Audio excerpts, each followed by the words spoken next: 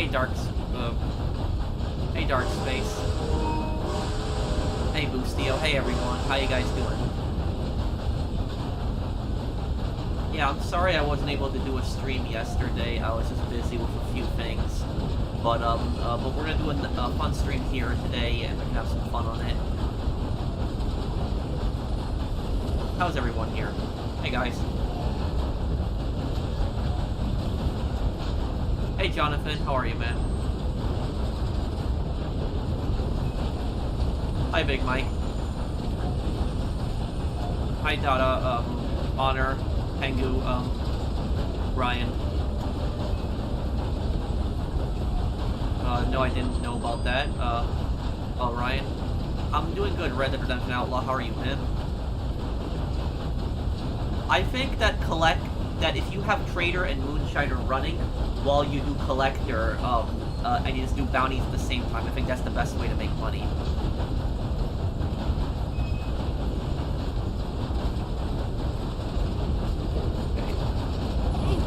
I just gotta wait till this mission ends here. I don't know what started this mission. Like, I can do my posse.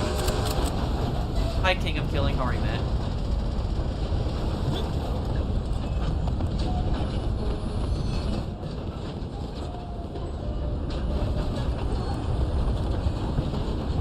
Thank you, Shane, and thank you, nicest person here. Thank you. I appreciate it. You love my stream, Shane, and thank you, nicest person in the universe. Hey, Pro, I'm doing the GTA story on free. I'm having trouble with Lamar down.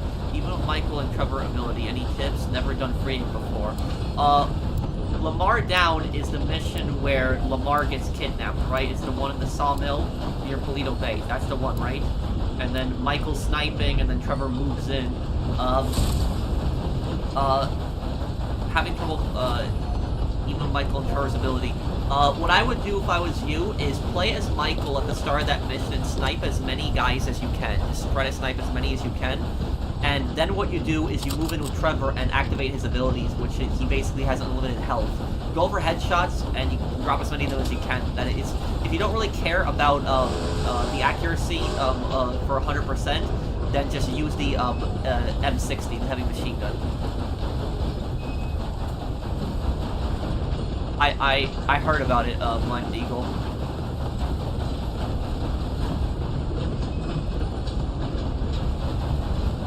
I've been doing good, Pro. Recently just been working on the Vanderberg video, Iceberg. Would have been great to see you on there, LOL. Maybe at some point in the future we can try again. I'm really sorry about that, Red Dead Redemption Outlaw. I did get your email, but I've been so busy in the last few weeks, I haven't had much time. I haven't even had that much time to make more videos for my channel, because I've just been so busy with so much content. But I'm gonna be more free later this month and December. Thank you, Mr. Waifu. Hey, Pro in chat. I'm still saving over how Soap was thrown away, but hey, at least I have Modern Warfare 3 where he was written off perfectly, to be honest. Yeah, and the thing about this, Mr. Waifu, is I'm going to be making a video that you're probably going to look forward to. I'm going to be making a video where I'm going to be talking about why Modern Warfare 3 stories is so bad. I think you will enjoy that when I make that. What's the dumbest feature you've heard coming to GTA 6 by the clickbaiters? That's easy. There was one channel that I saw. It wasn't like a large channel. It only had like a few thousand subscribers, but the guy basically was saying that one of the new GTA 6 leaks is that he's, you're gonna have to go to the supermarket and like actually buy groceries and then cook your food, feed your character. That was like, one guy actually said that for like a GTA 6 leak, and that's like, yeah. There's another GTA 6 leak that I heard where one guy actually said that, what was it? He said that, that the cops are gonna do gunshot residue tests on your hands. That's, no.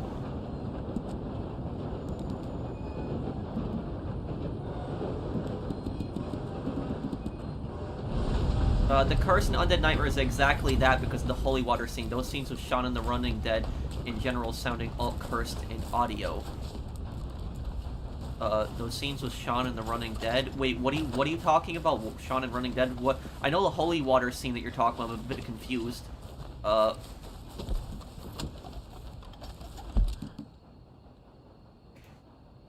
Here.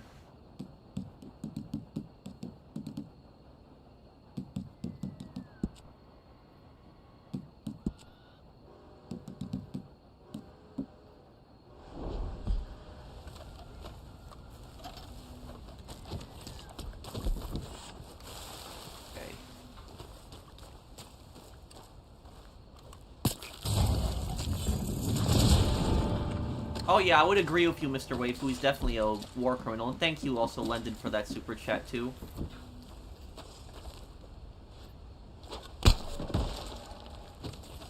Okay. Already taken out 2 guys here. Yes, I have. It takes place, Iron Harvest takes place after World War I. I did hear about that, Gunner. Yes. I actually have that game, but I never got the chance to play it.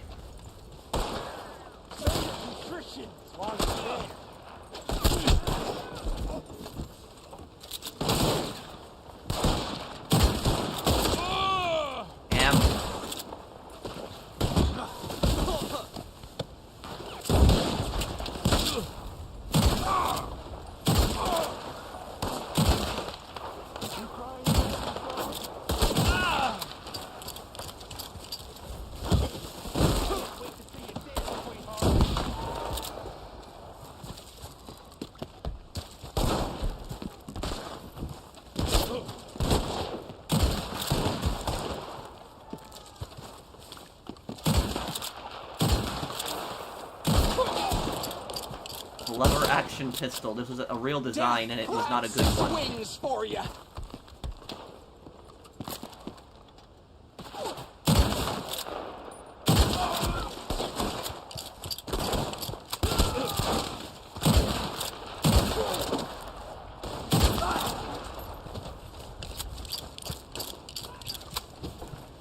You'll beg me to kill you quick.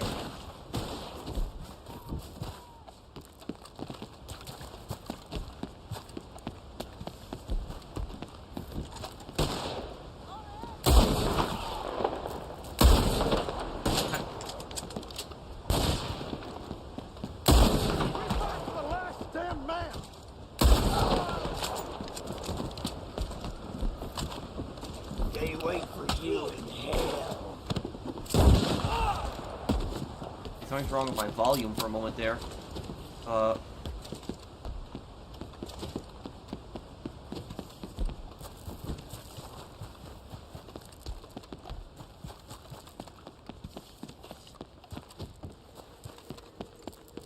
You're right on the money at the Modern Warfare 2022, the plot points, Mexican Town Massacre, and Soap and a ghost looking out for one another after being thrown away, yep. Crap. You're getting...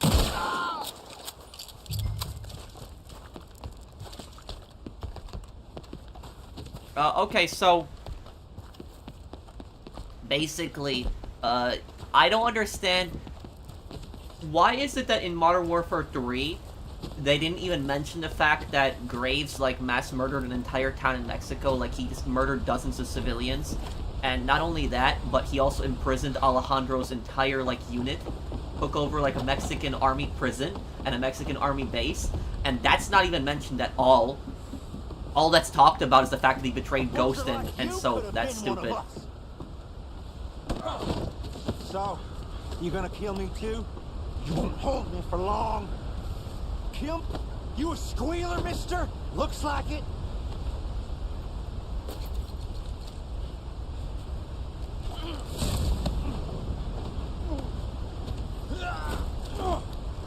Relax, I'm leaving.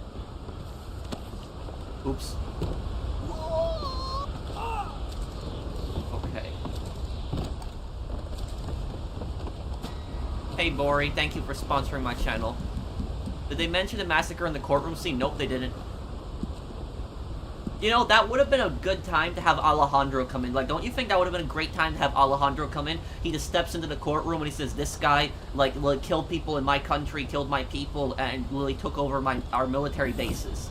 Like, don't you think that should have been, like, a scene like that? But instead, it just brought up the fact that he just betrays Ghost and Soap. Like, that story was so inconsistent.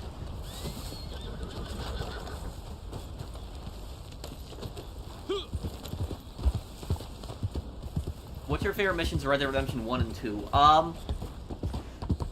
My favorite mission in Red Dead Redemption 2, believe it or not, is probably not a mission that a lot of people enjoy. My favorite mission in Red Dead Redemption 2 is the one when you are in Guarma, and you're fighting you're fighting the Cuban military, and then they come with the battleship, and then you sink the battleship. That's probably my favorite one, because I just liked all the action in that mission. My favorite mission, Red Dead Redemption 1, I have to think about that one. I would say probably the mission where you kill Colonel Allende and Bill Williamson. Thank you, Antonio.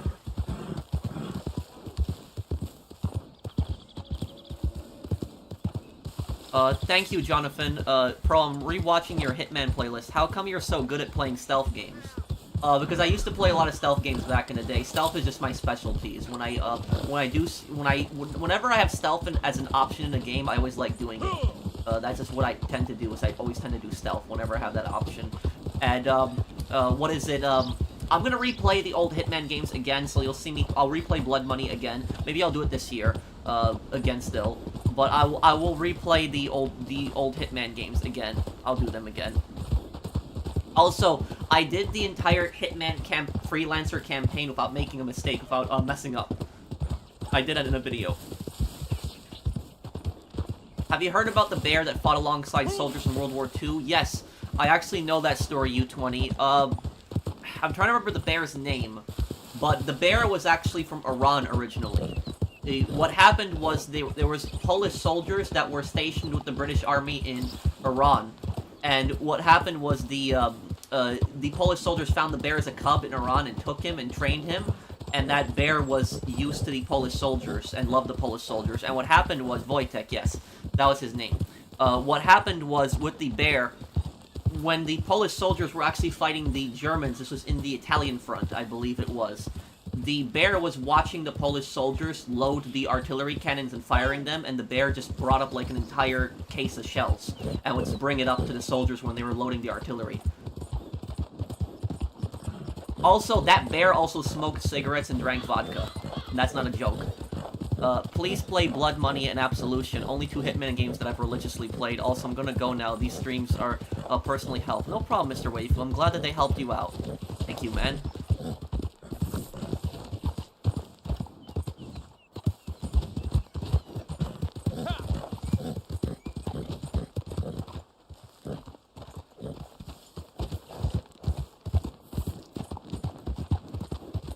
The only game that I know of that features the Polish Army of the West is Call of Duty 3, yes.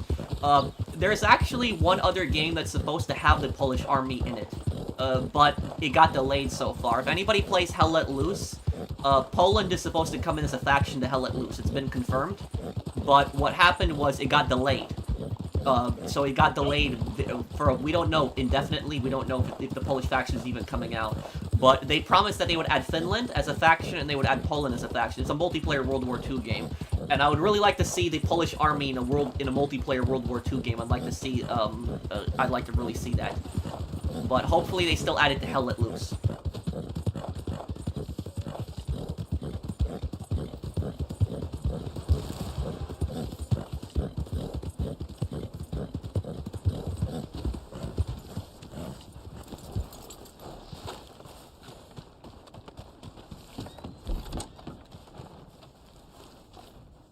Doesn't Wojtek mean warrior in English? Well, Wojtek is just a Polish name. I don't know if it has any significance, but it's... Thoughts on Take-Two CEO want to charge games per hour? I think that gamers should, they should pay gamers per hour the other way around for the nonsense they put them through. Honestly, after they canceled Red Dead Online should have just become a free game. Like, it should have just... If they're gonna abandon it like that, they should have just made it a free game for everyone. Like, a free game that you can just download Red Dead Online on the store. Because that was just, what they did. I will never forgive, really, Rockstar ever for what they did to Red Dead Online. Like, I still like their games. I'm still gonna get GTA 6. It's a game I'm really looking forward to. But I will hold that to them forever for what they did to Red Dead Online. I will remember that. I will never forget that.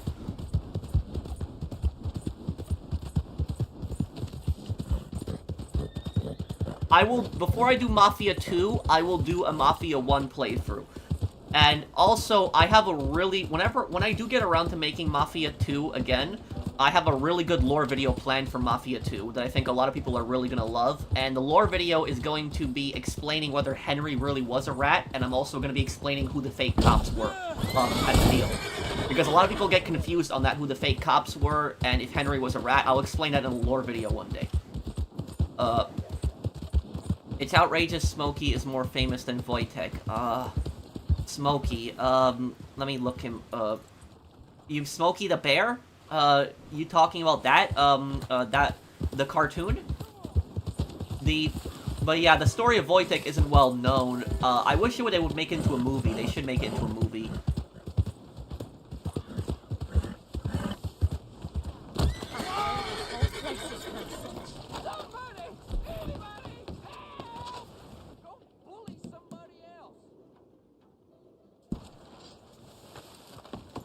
Yes, I do want to do that, Gunner. But right now, I'm working on the Pegorino lore video. The Pegorino lore video, I'm working on that. People have been waiting for that for a long time, and I really want to release that.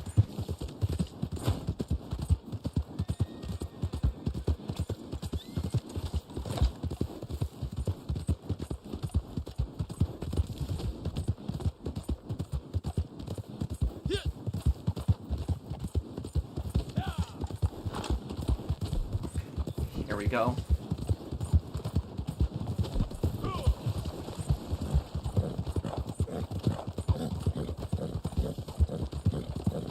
Do I think Raymond Mark from Sleeping Dogs is a good cop? Yes.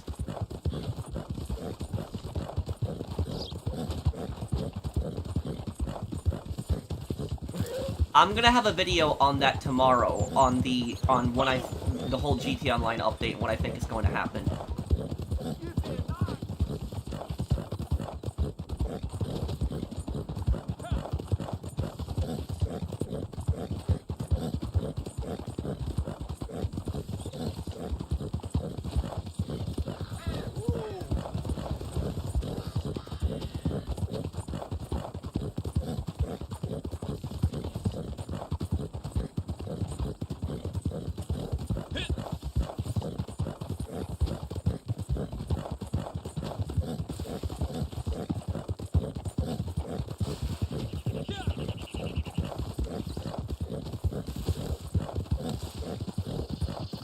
If you have to choose a side with a faction in the Nicaraguan Civil War, which would you choose? Sandinistas or Contras? Neither, because both of them are massive scumbags. The Contras are in league with the cartels, and not only are they in league with the cartels, they're also a CIA puppet, where the Sandinistas are basically a Soviet puppet and extremely corrupt. So you have basically a Soviet puppet on one side and a CIA puppet on the other, so both of those factions suck. Okay. What game was Poland supposed to be in? Hell Let Loose. Thank you for the great streams. Thank you, Tyler, Boy19 for the super chat. Thanks, man.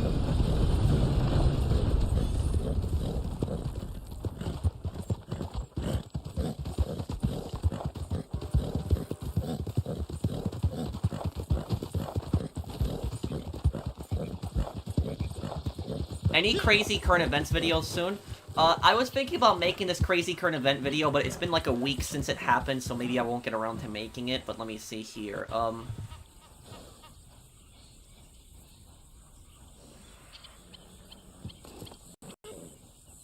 Yeah, so basically, 4 guys, and I'm not joking on this when I say this, guys. You can look this up, because when I say this, people are gonna think I'm trolling.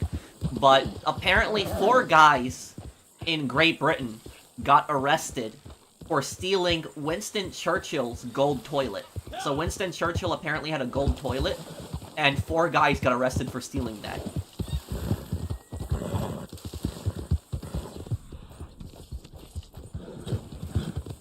Can you post your comment again, Zach?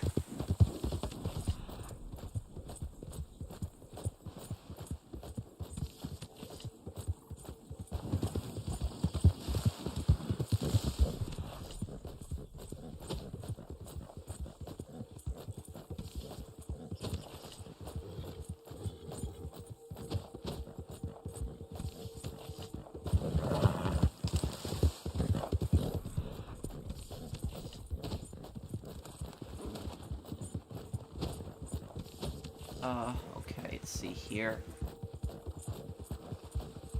I guess to show off Flaming Eel. Honestly, I think that, like, some of these rich people are so stupid. Like, having golden faucets, golden toilet, that's so stupid. Even like, painting guns gold, I don't think that's cool. I think that's cringe, honestly.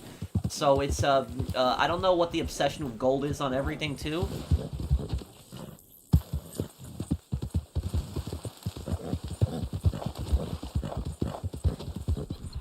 Let's see if I can find this guy.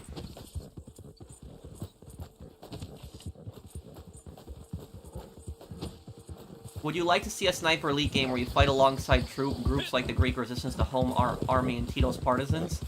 Yeah, I mean, they could do definitely a setting like that. They could do a Sniper Elite game in Yugoslavia. They could definitely do that. You know, the Sniper Elite VR games have done it where you're playing as, like, an Italian resistance member, right? So they could do, like, a spin-off Sniper Elite game where you play as, like, you play as, like, a partisan fighter in, like, Yugoslavia. They could do that. Because Yugoslavia is that theater of the war. I can't think of any World War II game that has Yugoslavia in it. Can you guys think of any World War II game that has Yugoslavia? Not strategy games. I'm talking about just like a shooter. Like any kind of shooter. Like third person or first person. I can't think of one World War II game that has Yugoslavia as a setting. Does anybody know? Because I don't think there is one. But it's like Yugoslavian theater was such a big theater. And yet you'd think that there'd be some World War II game set in that. But there isn't.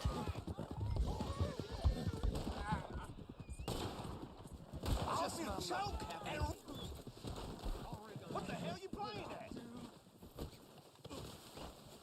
When it's my turn, you can't do this. Oh my god.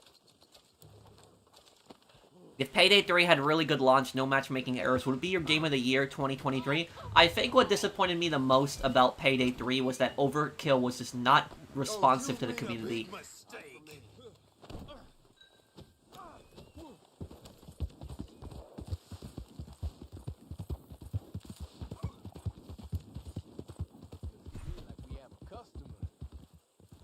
I will do SOCOM 3 in January or February. Good lord. Got them all alive. Gonna pay out good. Hello.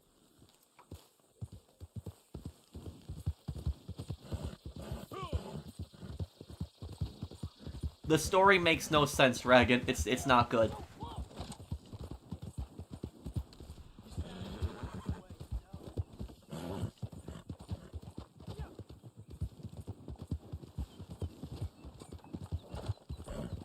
Oh, I'll see you, Tama.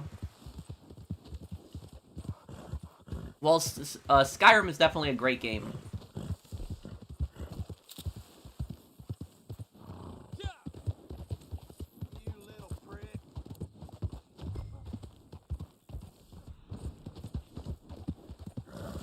Oh yeah, people still play Skyrim, definitely. Bro, I hear you're a voice actor for GTA 6. I would love to be a voice actor for GTA 6. Even if I could just play like an NPC or a stranger, I'd love to do it. I'm gonna haunt you like a ghost.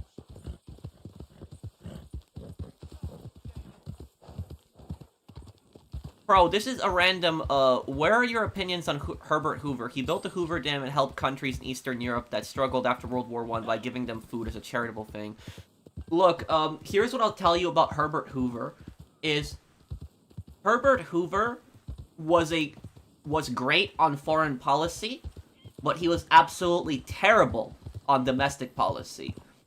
Because Herbert Hoover was one of the few people in the U.S. government that wanted to get involved in World War II early. Like, he wanted to get involved against Germany earlier in the war, but a lot of people in the U.S. government did not want to get involved in World War II right when it broke out. So Herbert Hoover was right about that we needed to get involved earlier. Herbert Hoover also organized help for Finland when Finland had gotten invaded by the Soviet Union in the Winter War. He organized food and relief to be sent to Finland, and he helped Finland against, the Soviets who were invading them. But even though Hoover was good on foreign policy, he was terrible on domestic, because basically Herbert Hoover's when the Great Depression happened, Herbert Hoover was extremely against getting involved in the market whatsoever. Like, he didn't want to do anything whatsoever. And every single time people would ask him, what are you going to do about the Great Depression? He basically just kept saying, oh, don't worry.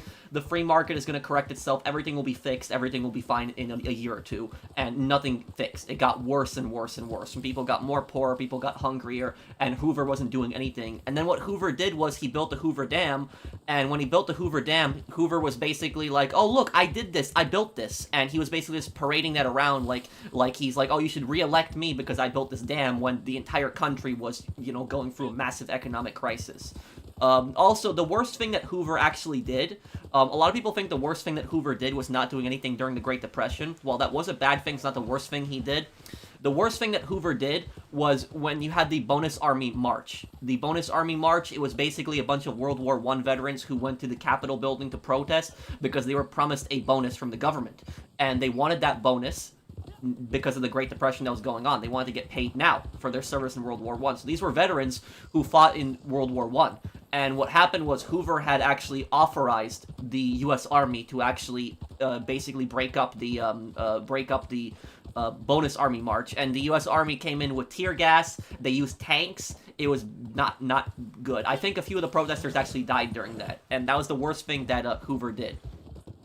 Pro criticizing capitalism. No, I'm not criticizing capitalism. I'm a pretty free market guy. I don't like the government getting involved in the economy. But sometimes the government does need to get involved in the economy when you have economic crisis. For the most part, I like the government staying out of it personally. But when something bad happens, the government needs to get involved to a certain degree to protect the I would say, the economic interests of the country, to make sure that something doesn't go wrong, something bad doesn't happen with it. Like I'll give you an example. Like, during the, during the Great Depression, you know, FDR needed to get involved in the economy because the economy was just so bad. Like, he needed to do certain things to get the economy back moving under control. One of the best things that FDR did is when he created the FDIC, which is the Federal Deposit Insurance Company. I think that's what it stands for. But basically what that is that's that government program that if your bank goes out of business, the government will pay you, like, I think it's like up to $250,000, something like that. And that's one of the best things that he did. That's still into law today. So that's basically insuring your money to make sure that your money is protected when you put it into a bank.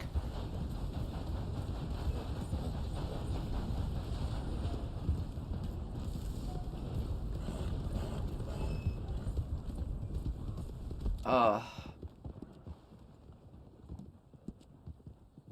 me go here.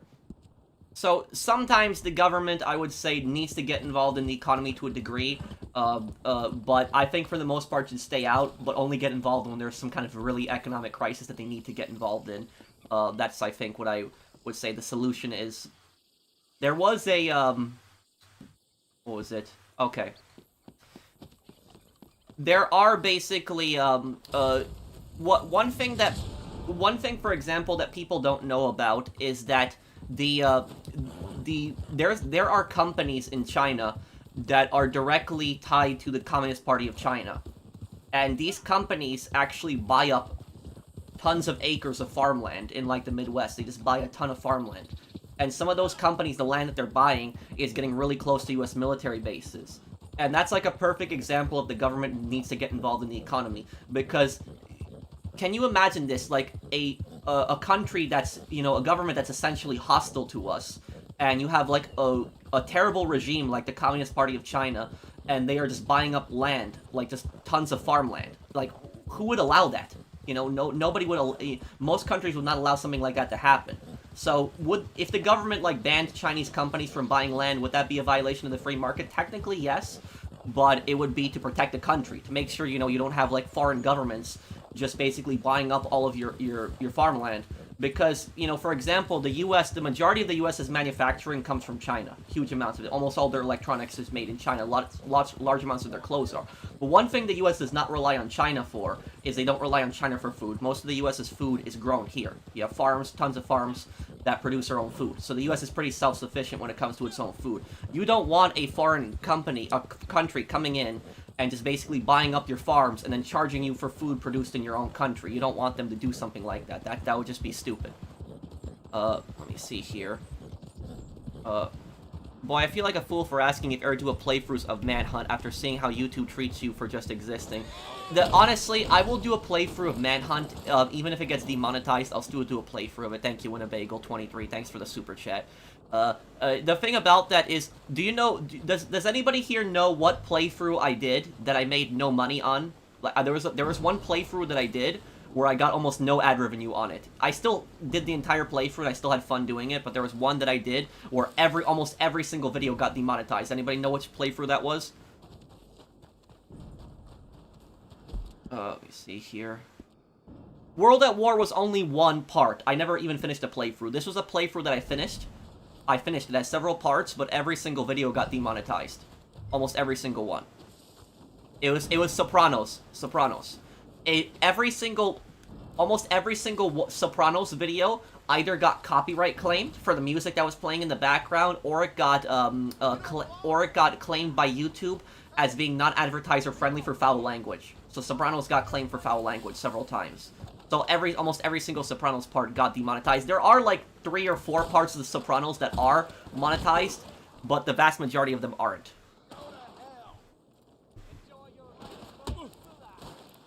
Okay.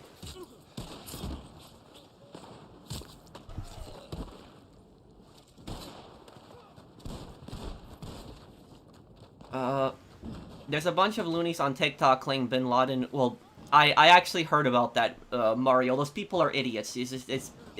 Only something that stupid could start on TikTok. Let's say, is like, TikTok is like, TikTok is a perfect example of why the, social media is toxic. I used to think that Twitter was the most toxic form of social media, and Twitter is still pretty toxic, but the worst one is TikTok, I would say now. I would think it's TikTok is the worst one. The most toxic one.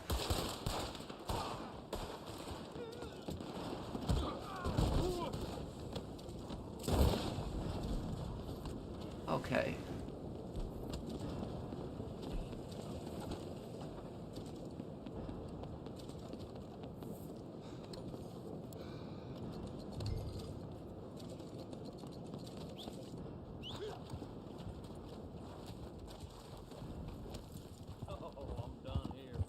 What are your thoughts on Calvin Coolidge? Calvin Coolidge stayed out of the economy for the most part. He didn't really believe that it was the government's job to get involved in your personal life. But I would say that the worst thing that Calvin Coolidge did was the fact that he did not repeal Prohibition. He didn't repeal that. I think that was probably the worst thing that he did. This has been on my mind. When Ben King was overthrown, the idea that there were some Vice members that were still loyal to him got purged or defected. Well, pretty much the Vice Kings had gotten wiped out because they were having their own civil war, Tanya taking over. Thank you, General's Alert, for the super chat.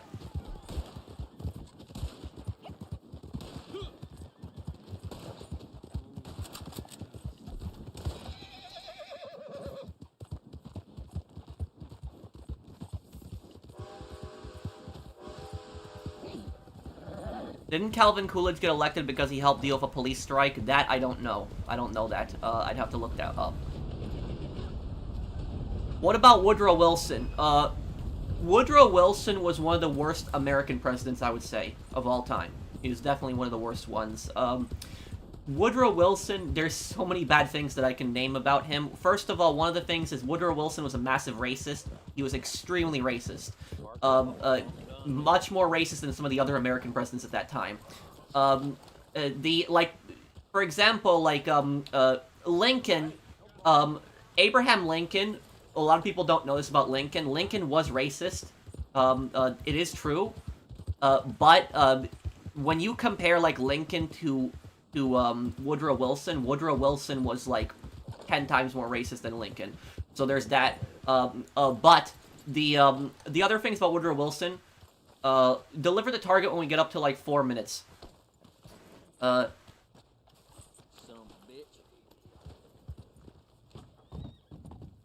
trying to remember whether Woodrow Wilson was the one who created the federal income tax. I'd have to Google that really quick.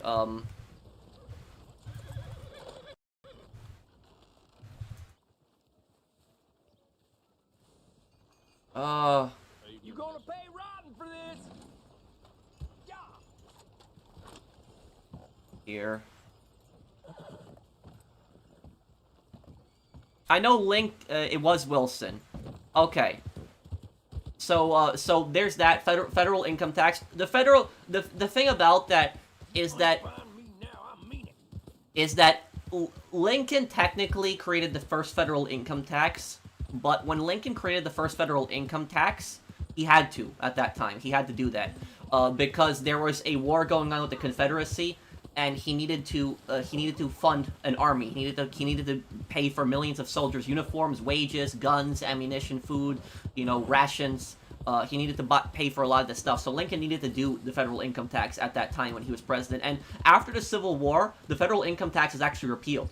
So they didn't need it anymore afterwards. And Wilson actually brought it back. So he brought it back. He brought up a ton of taxes. He was extremely racist. But also on top of that, the thing that Wilson did that was really stupid is Wilson got the U.S. involved in World War I when the vast majority of the American public actually did not want to get involved in World War I. Now, we're talking about World War I, not World War II. World War I was a very different conflict than World War II. World War II, you had clear good and bad guys. The Allies were clearly the good guys. The Axis were the bad guys in World War II. World War II, you had a crazed madman that was invading Europe and just slaughtering people, committing genocide. And then you had the Empire of Japan also doing the exact same thing in Asia, conquering East Asia and committing genocide. So they needed to be stopped in World War II. But World War I, on the other hand, World War I was just basically a really stupid conflict between a bunch of empires and monarchies. The whole thing basically started over them wanting colonies from each other. That was what World War I was. It was basically a giant power grab between the empires, both the Allies and the Central Powers. There was really no reason for the U.S. to get involved in World War I. World War I was more something that the European monarchies were between themselves. And despite the fact that the vast majority of the American public did not want to get involved in World War I, Wilson ran on a platform promising that he would not get the U.S. involved in World War I, and he broke that promise. He got the U.S. involved in World War I. He started a draft. So basically, he forcibly drafted people against their will, sent them to the front lines in Europe. And on top of that, Wilson also suspended the First Amendment. So free speech, Wilson actually suspended that. So during the times of World War I, it was actually illegal to protest against the war. So when World War I was going on, and you did not think that it was right for the U.S. to get involved in that conflict, if you protested against U.S. involvement in World War I, you'd be sent to prison. So Wilson actually jailed his political opponents who were against him. So that's why I would say is Wilson was one of the worst American presidents of all time. Wilson also created the League of Nations, which was a massive failure. The League of Nations was a disaster. It was just Wilson basically thought with the League of Nations that he would he thought that with the League of Nations that it would prevent another war from happening, but the League of Nations that he created was incompetent as hell. It was just it was a disaster. It had no real power. Like the League of, I'll give you guys a perfect example. The League of Nations had expelled when the Soviet Union invaded Finland in 1939. The League of Nations expelled the Soviet Union. They're like, you're kicked out, you're out. And Stalin's like, okay, I don't care. Like, that was basically how useless the League of Nations was. And then what happened was when Germany was being aggressive, they kicked Germany out as well, and then Germany didn't care at all. So the League of Nations did not do anything. It was just a complete joke. It was a complete waste. When you had countries attacking other countries, it wasn't doing anything about it. I'm trying to remember. There was another stupid thing that Wilson did. There was one other thing. Oh yeah. The other thing about what Wilson also did. Hang on, let me try to find a new bounty here. Wilson didn't live very long after World War I. I know he passed away a few years after that, but Wilson was not a good president. Also, here's the thing is, Wilson, what Wilson basically did was, he basically made, he got Japan extremely angry, too. And it's one of the reasons that the Japanese actually hated the U.S. is what ended up happening was during World War I, the Japanese were actually on the side of the Allies. And when World War I was ending, basically what the Japanese wanted was they wanted like a part of the treaty to say that all races were equal. That everybody was equal regardless of their race. And what happened was Wilson did not want that put in. Like I said, Wilson was an extreme racist. I'm trying to remember whether Wilson was a member of the KKK or maybe that was another president. But I do know that Wilson was extremely racist. So it's just if you just look up the things about Wilson, it would there's just so many things that he did bad, and he's not a good man at all. He was honestly, I would consider him one of the worst American presidents of all time. I'm sorry not reading the comments. I was just talking about it. People ask me what I thought about Wilson.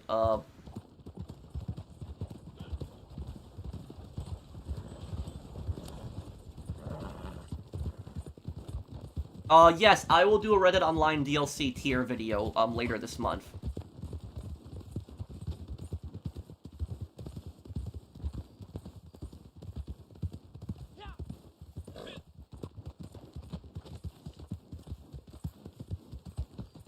I know that Ethiopia was a communist country, but I don't know about the coup. That I don't know about. Is Andrew Johnson or James Buchanan worse? That is a very difficult question to answer, because those James Buchanan and Andrew Johnson are honestly some of the worst American presidents of all time. I would definitely put James Buchanan, Harding, Wilson. I would definitely put those guys as like some of the worst American presidents of all time. But about Buchanan is, James Buchanan is arguably the worst American president of all time. And if you want to know what he did that makes him the worst American president of all time, basically what he did is the fact that he did nothing when the Civil War was happening. So James Buchanan was actually the president that was there before Lincoln. So he was the guy who was president before Abraham Lincoln became president.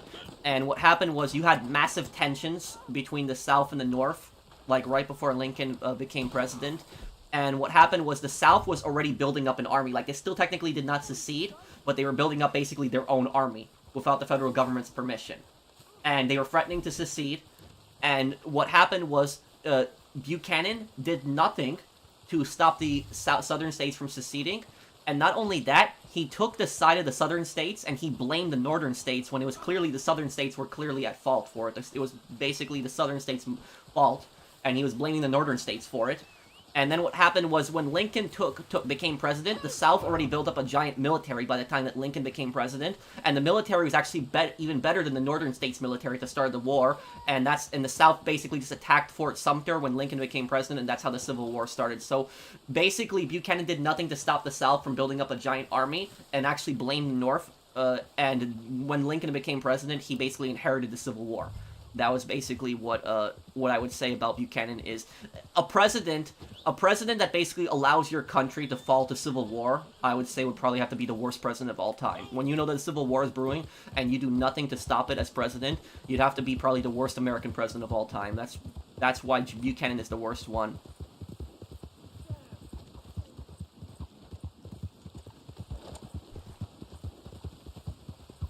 You know, the thing about that is do you know what's so crazy about that time period? Is the craziest thing about that time period is that you had James Buchanan, who was arguably the worst American president of all time, and then you had Abraham Lincoln, who was like one of the best, the all-time best U.S. president of all time, and then right after that you had Andrew Johnson, which was one of the worst American presidents of all time. So you had one of the worst presidents ever, then one of the greatest American presidents, and then again one of the worst American presidents ever.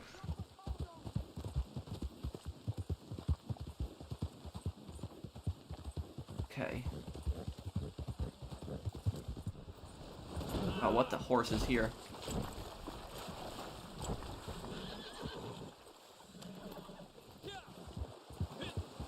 What do you think of Grover Cleveland? I don't know much about Grover Cleveland, but I do know what about Grover Cleveland is Grover Cleveland was, I'm pretty sure if I'm getting this, correct me if I'm wrong on this, but Grover Cleveland was an extreme anti-imperialist, like he was extremely against imperialism. I'm trying to remember whether that was in Cleveland or not. I know one of the American presidents was like extremely against imperialism. I'm trying to remember which, I think it was Cleveland. Cleveland was the one who was extremely against corruption, right? He was the one who pretty much was cleaning up the U.S. government of corruption. I think that was Cleveland. But I would have to, Cleveland was also the guy who was against the U.S. annexing Hawaii. I think that was, I think he was the president. I think he was against it. He didn't think that it was right. What's your perspective on Herbert Hoover? I talked about Herbert Hoover like 20 minutes ago. Herbert Hoover was a great great on foreign policy, but terrible on domestic. Oh, Teddy Roosevelt was probably the... Teddy Roosevelt was the greatest president of the night of I would say the 20th century. 20th century Teddy Roosevelt was the greatest president of the 20th century. The greatest president of the 19th century would have to be Lincoln.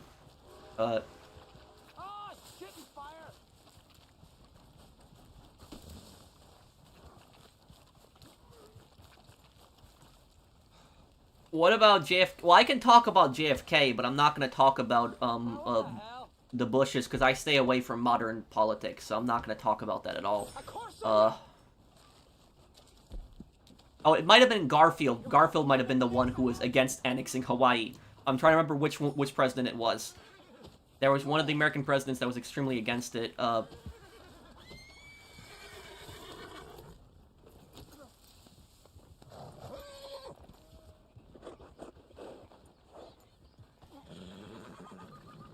Son of a bitch.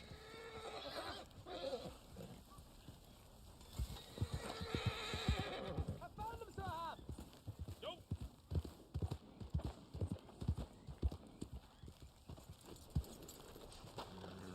Hey, I'll find you, so I will.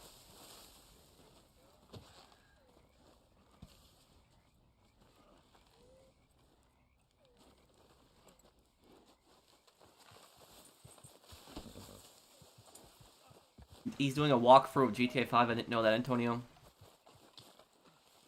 As for George Washington, did he actually hate his job? Yes and no. George Washington did not want to be president. He didn't. But he knew that he had to be president. So it was something he didn't want to do, but he knew he had to do it. God damn.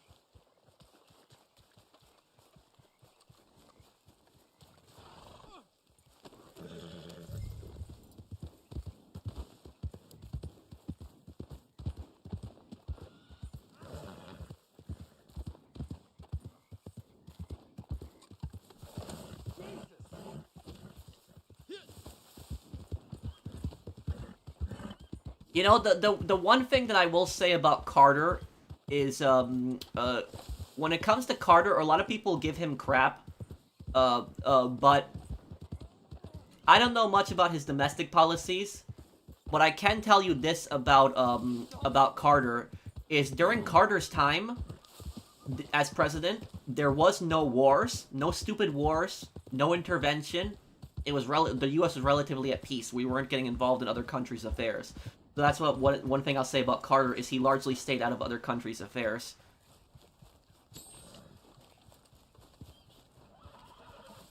There are incompetent politicians on both sides, definitely, 100%.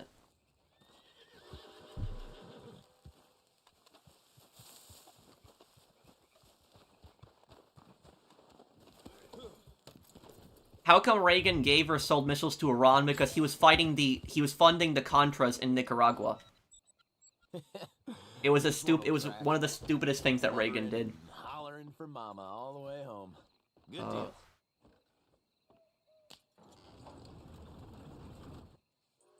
What do you think about the JFK murder conspiracies?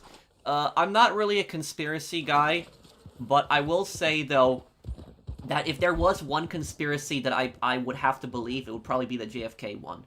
If there was. Because for the JFK death, there's just too many things that there's just so much stuff with that doesn't make sense. It doesn't make sense. Like, if you look at the angle that JFK was shot from, like, when Oswald shot JFK, his car was moving sideways from his building. But there was a better shot that Oswald could have taken when the car was coming straight towards him. So the car was coming straight towards him in a straight line. When a target is coming at you in a straight line, that is much easier to hit than if a target is going to the side. Much, much harder. And so it just baffles me on why he took that shot specifically instead of the first shot. The second thing is that Oswald died right after he got arrested. So Oswald got shot and died after he got arrested, and we didn't find out more than that.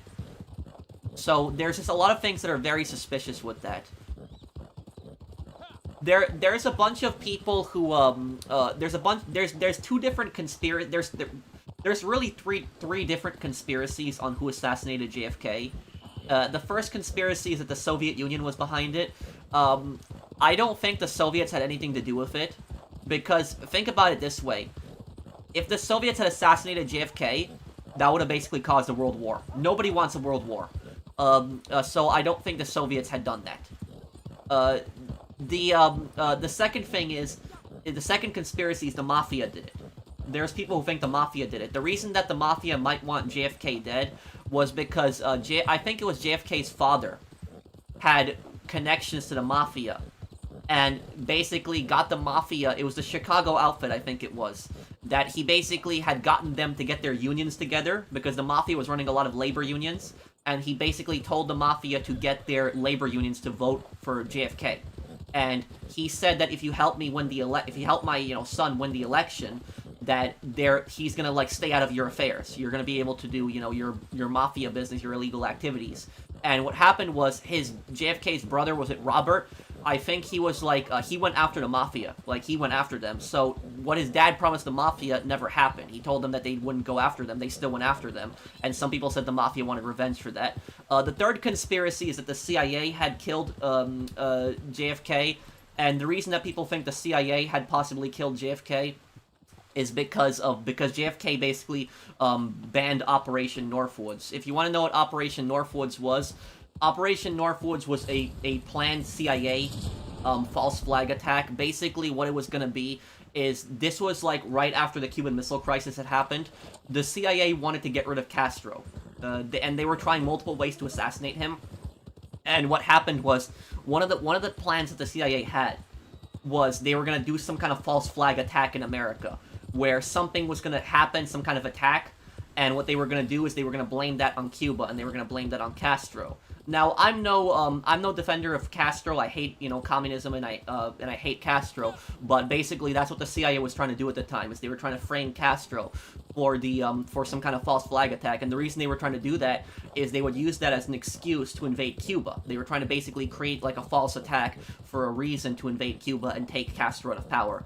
And what happened was, when that operation came across JFK's desk, JFK basically said, no, we're not doing this, and he canceled the whole CIA operation. And there's conspiracies that the CIA was pissed about that, and they got rid of him so that they could install, like, a more pro-CIA president. That's another conspiracy on why JFK was possibly killed. But there's so many suspects in that. Like, you have the Soviets, the Mafia, you have the CIA, and then there's people who think that the CIA hired the Mafia. So there's, like, so many different people who are accused of the killing. And maybe it was Oswald all along, and we don't know. Maybe Oswald was the one who did it. So there's just so many different theories on who it. But that's the one thing. I'm not typically a conspiracy guy, but if there was, like, one conspiracy that I would say that is, like, more credible, it'd probably be the JFK, because there's just something not right about that. It's just so strange about that. There's so many things that don't fall into pieces. It's just not right when you just look at all the stuff that just went on there. So I don't think we're ever gonna truly find out about what had happened exactly.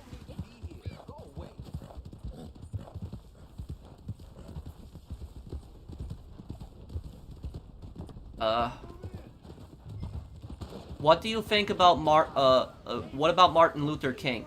Martin Luther King was one of the greatest Americans of the 20th century, and it's such a shame. It's just like Lincoln. We had one of the best leaders of all time, and he was taken away from us too soon. That's the thing. Is imagine like Lincoln and Martin Luther King. If, like, they both lived 100 years apart from each other, but, like, imagine if Lincoln and Martin Luther King never got assassinated. They would have been able to accomplish so much more. Like, Lincoln would have easily won a second term. If he was president, I think he would have won a second term. And I don't think that I don't think segregation would have happened if Lincoln was president. I don't think that would have happened. We have Johnson to thank for that, the guy who took over after Lincoln, one of the worst American presidents of all time. And imagine everything that Martin Luther King could have accomplished, too, if he hadn't been assassinated.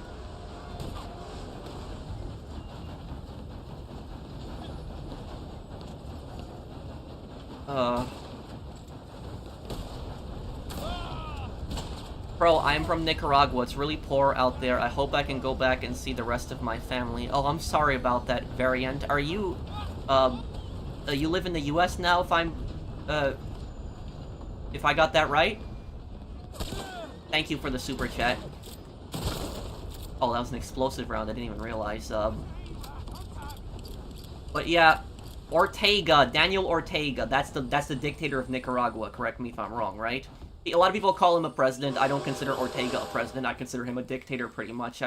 Hopefully Nicaragua can have change one day, and hopefully they get rid of that government, and they have a better government one day. But I'm really sorry about that, man. I have the same birthday as Washington. You have the same birthday as George Washington? Oh, that's pretty cool. You know, I never looked up. I never looked it up if my birthday is the same as any famous people. My birthday is June 7th. I should look that up too. Did you hear Caitlin Dever might be Abby in The Last of Us Season 2? No, I didn't hear about that, Blinded Eagle.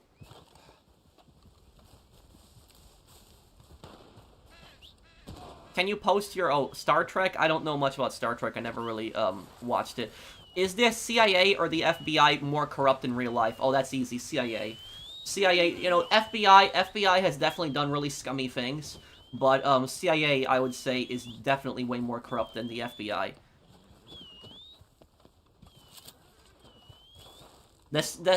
What I'll say about the CIA is... The CIA, the CIA really should not exist anymore. And if I was president, I would abolish the CIA. That's what I would do.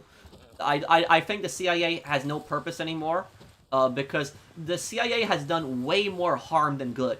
If you look at all the things the CIA has done throughout its history, it's done so many bad things, so many terrible operations, so many innocent people dying, so many coups. So many dictators they supported, helping cartels. Like, the list just goes on and on. It's horrible things, you know, the brainwashing programs they did. It's just the list of just horrible things the CIA is just goes on. Like, yeah, if I was president, I'd abolish the CIA, because I don't think that it should exist anymore. Honestly, that agency has just caused way too much suffering, way too many bad things.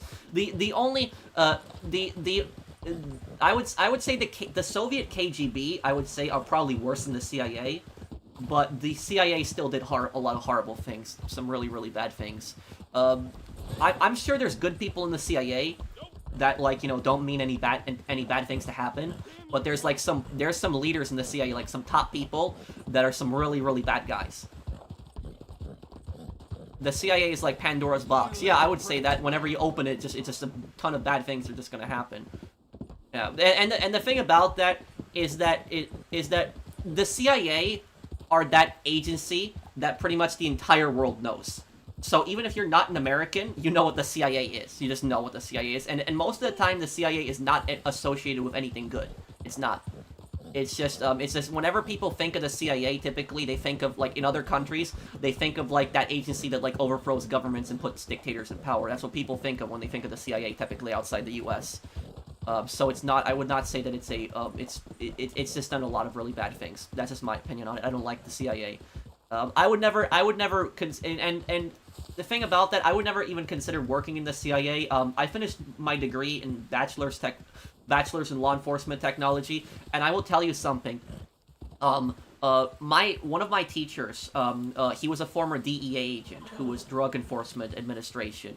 I had him for several years for a lot of different classes. He was my favorite professor. And he talked about how he had interactions with CIA agents when he was in the DEA. And he was retired, so he was in the DEA decades ago. You know, he's an older guy.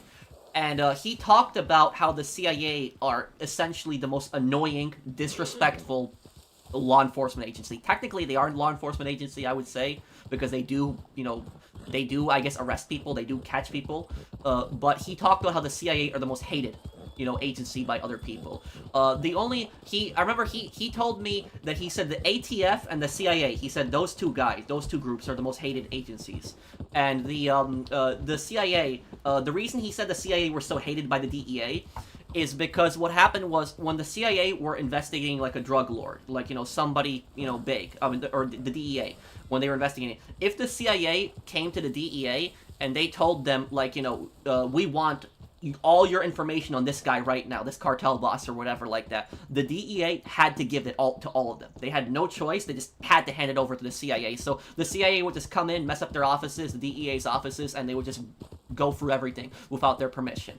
And what would happen is, if the CIA had intel on somebody that the DEA was looking for, if they had like intel on a drug lord or somebody that the DEA wanted, and they went to the CIA for help, the CIA would refuse to help. They would never cooperate with any other agency. They would never share anything with any other agency. But then when they came to you, you had to hand everything over to them.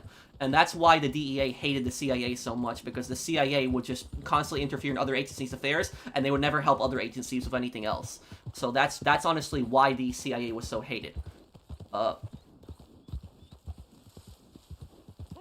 When you think of the ATF, you usually think of Waco. Well, ATF has done a lot of really stupid things. I would say the stupidest thing that the ATF did was Operation Fast and Furious. Basically, what the Operation Fast and Furious was, it happened over 10 years ago. It was an operation where the US government had sold hundreds of guns to cartels, and this is not a conspiracy theory, this actually happened. There's documents of this proving that this happened. And you're probably wondering, why the hell did the US government sell hundreds of guns to the cartels? According to the US government, the reason that they did that was so that they could trace the guns. They could trace the guns back to the cartel boss, and what ended up happening is hundreds of the guns got lost, hundreds of them, and these guns were responsible for dozens of deaths in Mexico, and it caused the death of one US border agent. So that was probably the stupidest thing that the ATF has done, is the Operation Fast and Furious. It was such a stupid operation.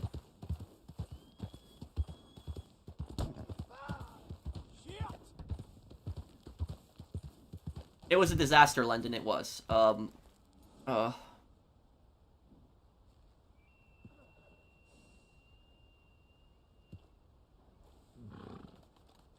Who is the worst Russian leader? I'm gonna break that down into time periods. I would say the worst Russian king, the worst Russian Tsar, I would say would have to be Nicholas, the last one. And I would say that, when I say that Nicholas was the worst Tsar, I'm not talking about the most brutal, because there was Tsars like Ivan and Peter who were more brutal than Nicholas. But the reason that I would consider Nicholas the worst Russian Tsar of all time is because Nicholas was the most incompetent. Nicholas was probably the most incompetent monarch in all of Europe. In European history, that's what I would say. The last king of Russia. He was probably the most incompetent king in all of European history. Honestly, Nicholas was so incompetent. He was even more incompetent than Louis XVI, technically the last king of France. Because France did have a few kings after that, but a lot of people regard Louis XVI as the last king of France. The one who got executed during the French Revolution. He was pretty incompetent too, but Nicholas was even more incompetent than him. If you're talking about the most brutal, Russian leader, the most brutal Russian leader would have to be Stalin. Stalin was responsible for millions of deaths, famines. He was responsible for the most amount of gulags that were built, millions of people in forced labor.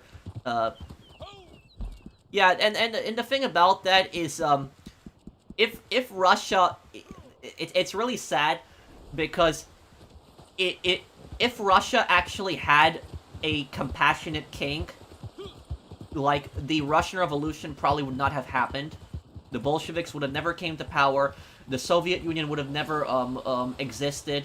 And Russia today would probably be a much more developed country, probably, and would not be a authoritarian regime as it is today. So that was all. It's all rooted in the Russian Revolution, pretty much.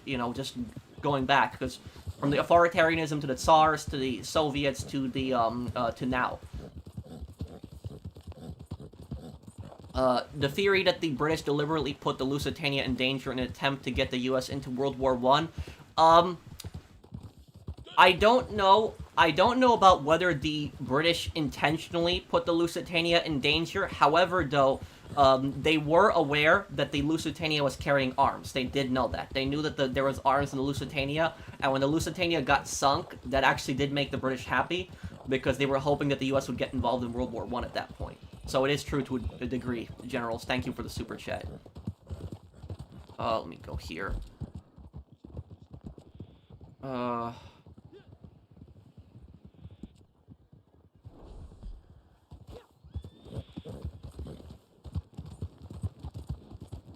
There are some modern cities in Russia that are absolutely beautiful, but you don't see it in Western media. St. Peter's, I know about that. My father had traveled the Soviet Union a lot. My father had been on a few vacations there during the Cold War. St. Petersburg, or it was Leningrad at the time, was the, always the most prestigious, Russian and Soviet city, and it was well kept.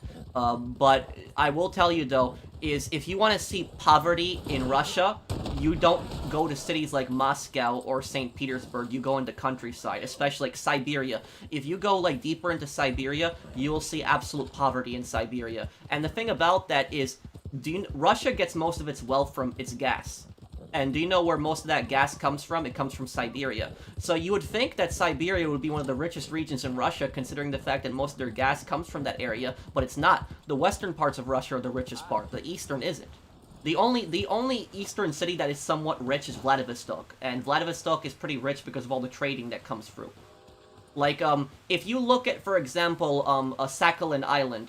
Sakhalin Island is an island that's north of Japan. It's part north of Hokkaido. It's part of Russia, and Sakhalin Island doesn't have the same population as Hokkaido, which is Japan's most northern population.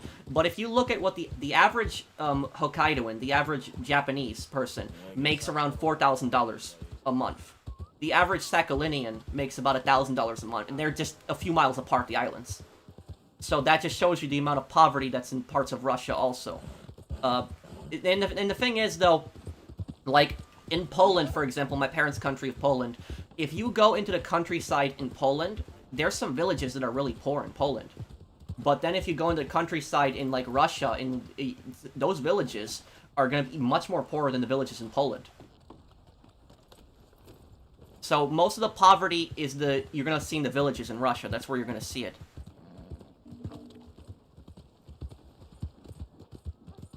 It may be poverty, but the people who live there don't care about having money and possessions. They live a simple, traditional life. Giving them money and houses in cities will not be a solution. Here's the thing about this. If you want to know how poor parts of Russia are, there is actually some of the Russian soldiers that were in Ukraine were from Siberia. And when they went to some of the Ukrainian villages, they asked the Ukrainians, "Where are your bathhouses?"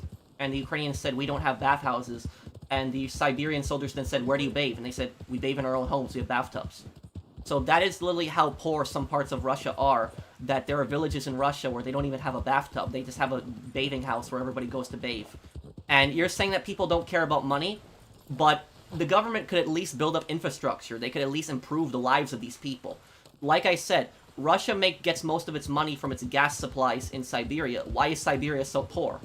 I know that the vast majority of the Russian population lives in the West, but there should be no reason that Siberia is as poor as it is.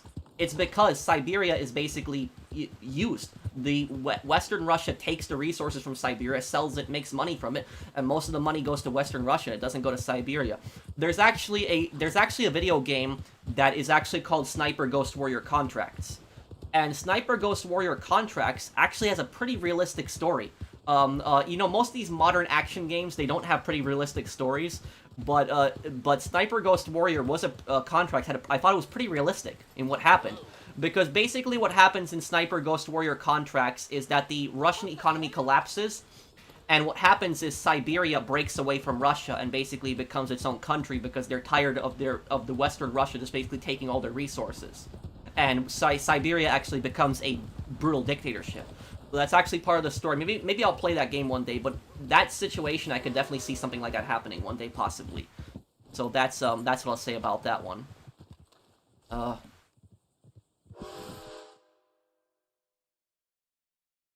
yeah, Sniper Elite 5 was way better than Vanguard, definitely. Bro, I love the history stories you talk about. Thank you, King Savage. Thank you for the super chat. If I was the president, I'd go for restructuring the CIA and the ATF. If I was president, I would abolish the ATF and the CIA. I think that both of those agencies have caused way too much harm. The CIA, with all their stupid intervention in other countries, all the coups they've supported, and the ATF has done a lot of stupid operations, but also the fact is the ATF also wastes a lot of time. The ATF are those people, like, if you ever see those YouTube videos, like, there's those YouTube videos that pop up where you see, like, federal agents going to, like, somebody's house and they're, like, just harassing them, like, and they're asking them, like, did you purchase this gun or something? This basically just are harassing them. It's most of the time it's the ATF. It's like, really, seriously, you're gonna go to somebody's house and you're gonna harass them over the gun that they purchased or didn't purchase? Like, it's like, this is just such a waste of time. You could be going after actual criminal, like, maybe mafias or, like, cartels who are trafficking guns, not, like, going over to somebody's house and just harassing them and asking them if they purchased a gun. That's like, that's typically, when you see those videos of federal agents just harassing people at their doors, it's almost typically the ATF who's doing that stuff. Do I think Siberia will ever be free from Russia? We don't know. Oh, I missed a, I don't like to get into, you know, hypotheticals. We don't know what could happen. Do you consider yourself more American or more Polish? I'm an American. I would say that, yeah, I would say that I'm an American with Polish ancestry, but I consider myself an American, largely. I do have dual citizenship, so I have citizenship in Poland as well. So technically I am a Polish citizen, but I would consider myself first an American. You know, if I had to choose between them, if I could only keep one, I'd get rid of the Polish citizenship and just keep the American one, because this is my home. This is where I grew up, is America. I was born here. Russia has only 2 presidents, Yeltsin and Putin. Medvedev, I don't count. The thing about that, here's what I'll tell you, is, and thank you, Bori, for the sponsoring my channel for 18 months. I can speak Polish, yes. The thing I'll tell you about the, about Russia is, if you notice that when they had 2 dictatorships come to power, you had the Soviet dictatorship come to power, the Soviet Union, and then you had the current Russian dictatorship come to power with Putin. Do you know what the similarities between those two are? Is that right before the Soviets took over and right before Putin took over, you had extreme amounts of corruption and you had really incompetent leaders. And those really incompetent and corrupt leaders basically allowed the dictators to come to power after that. So that's what happened, is Tsar Nicholas was extremely incompetent, and huge amounts of his government were very corrupt. Very, very corrupt. And that's how the Soviets were able to come to power so easily, because Nicholas was so incompetent. Yeltsin was extremely corrupt. He was extremely incompetent. He didn't know what he was doing. Russia's economy completely collapsed, and because of that, it was very easy for Putin to take over. So that's what it is. When you have, like, a really incompetent, stupid leader, that there's a high chance that the dictator could come to power after that, because what happens is dictators take advantage of those situations. When you have, like, really bad economic times, dictators will take advantage of that, and they'll say, oh, I have all the solutions, you know, put me in charge, I'll fix this, I'll get this country back on track. That's so that history, that's basically happened everywhere around history, almost all over the world. Whenever you have, like, a dictator coming to power, usually the dictator comes to power because the person that was in power before was extremely incompetent or they were extremely corrupt. And that's usually how dictators come to power. If you just look at Germany, for example, Germany before World War II, the government was extremely incompetent. The government was printing so much money, there was so much inflation, bread was just thousands of marks alone, and then you had somebody like Hitler come to power, and Hitler was making all these ridiculous promises, saying how he's gonna fix Germany, get it right back on track, and people unfortunately believed it. And then look at what happened. You had one of the most evil men in history come to power. Let's see here.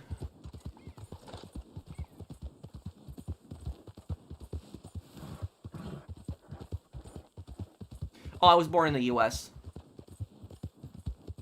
Okay, let's see here. I think Putin used to be KGB. He was. He was. The thing about Putin is Putin is extremely manipulative. He's extremely manipulative, and he's very smart. He's not a good man, obviously, but he's very, very intelligent. A lot of people underestimate how smart he is. The thing about Putin is, when Putin was in the KGB, that was basically the Soviet equivalent to the CIA, he was stationed in East Berlin. and the Berlin Wall comes down. And you have hundreds of protesters who run into East Berlin when the Berlin Wall comes down. These protesters surround the Soviet embassy. And, no, that's not the Soviet embassy. The KGB offices, I'm sorry. And what happens is, these protesters were going to storm the KGB offices.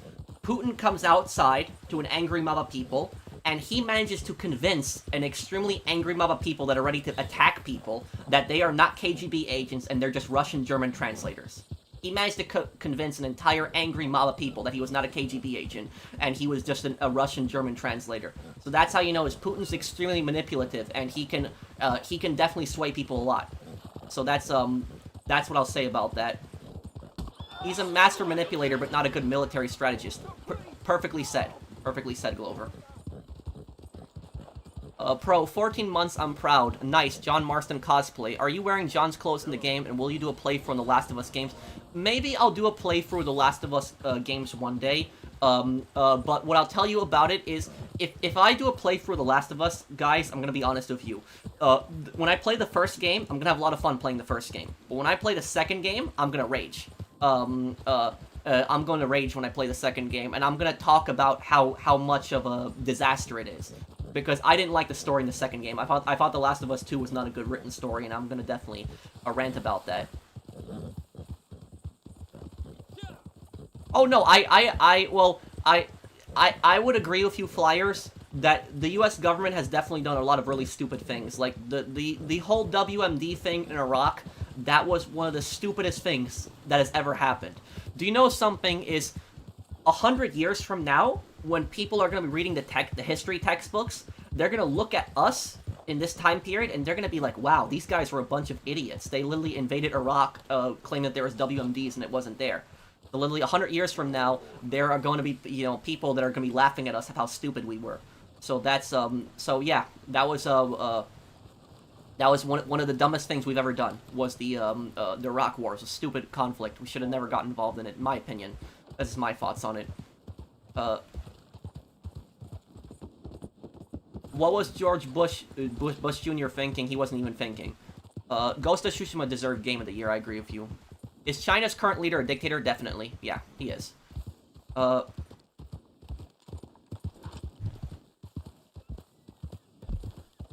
let's see here.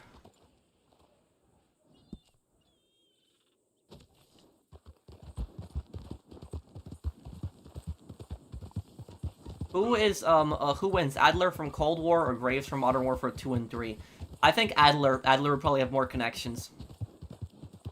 Wait, what are you talking about, Zach?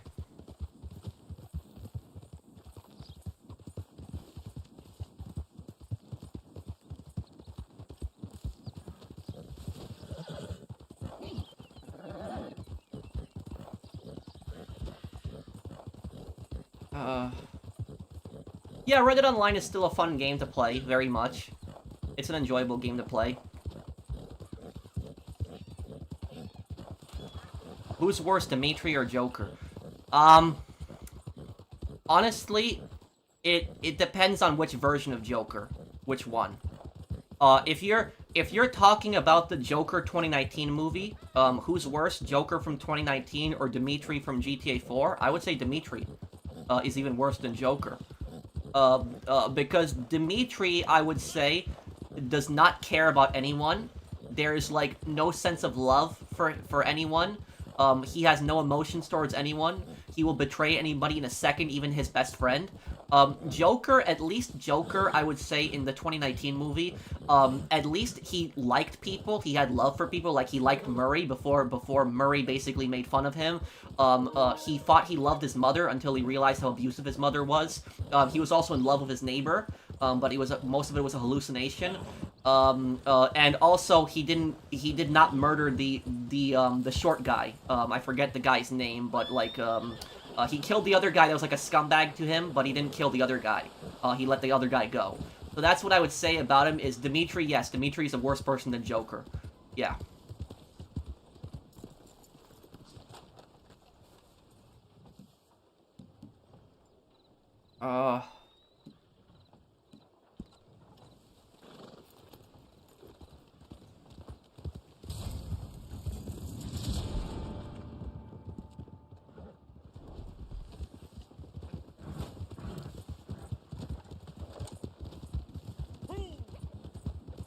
No, can you post your comment again, Phoenix? I don't think he did call the cops, because remember, Joker went to Murray's show right after that. And the cops weren't there to stop him, so I don't think he did call the cops. I think if anything, he was too scared of Arthur to call the cops. That's what I think.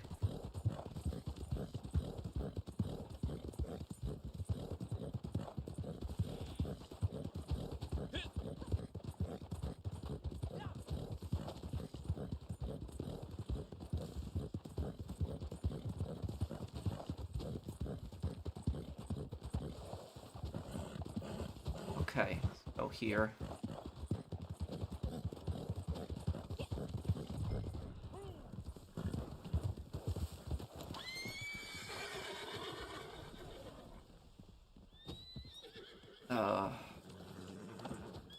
Did we already find them?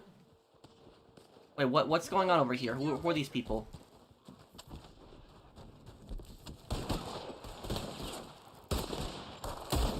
Oh, I forgot how much of a kick this gun has.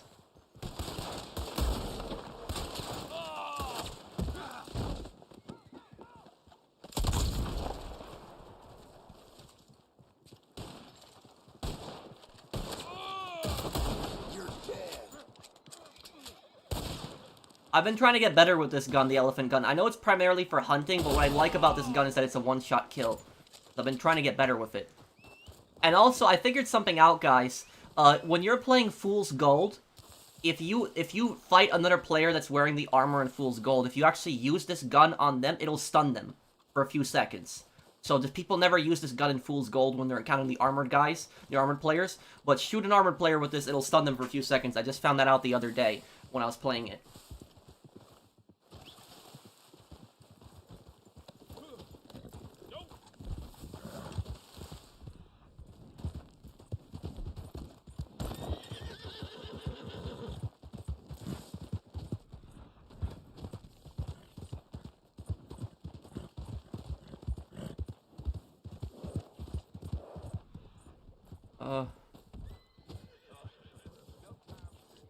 Okay. I'm doing good, All-Star. How are you, man?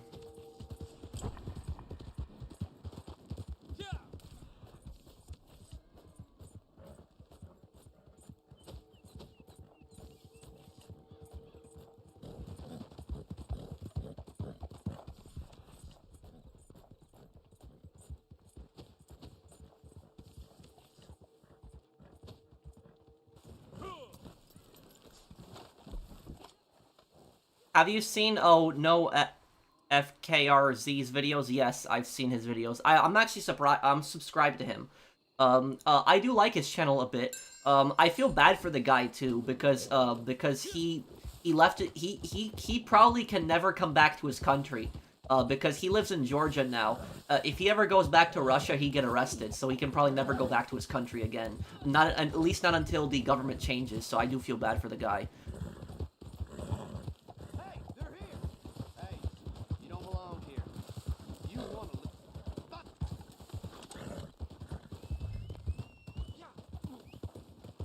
What's the oldest movie that's a favorite of yours?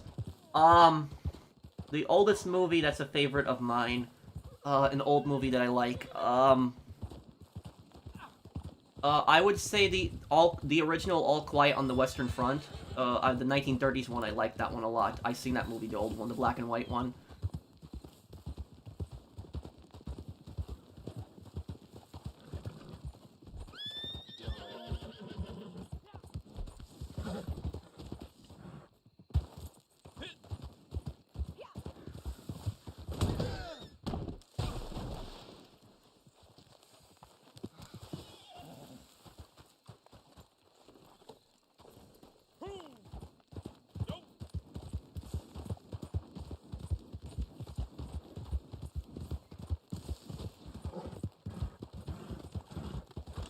Have I seen No Country for Old Men a long time ago? I did, yeah.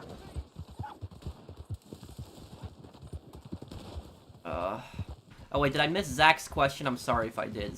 Let me see. What did Zach post? No, Wilson was never impeached. Cool outfit, thank you. Okay, everything good, Carlos? You said you're out. Well,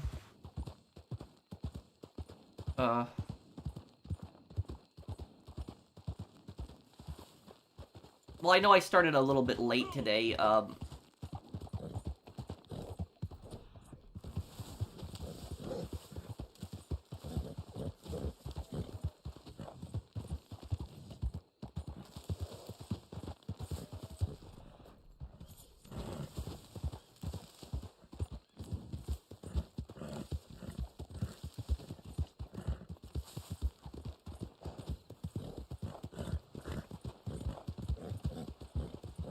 Well, I'm gonna do a playthrough of Far Cry 2 one day, Phoenix. I love Far Cry 2. That was my favorite one. Oh, what movie are you gonna see, Brianna? Dullard. Oh, Gilly also is not using his cruise? I didn't know about that.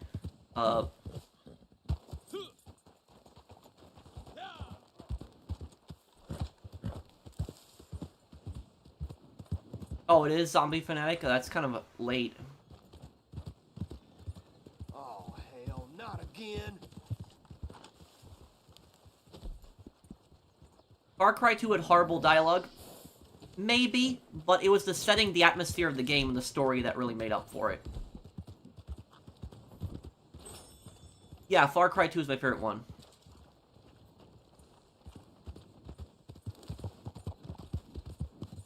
What are you talking about, Michael?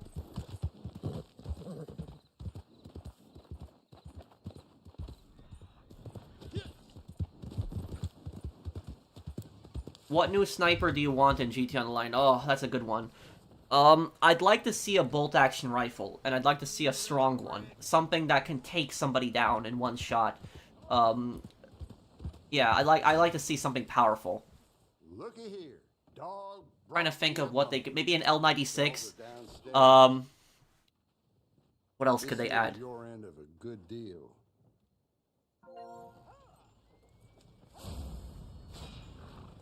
How much can you deadlift?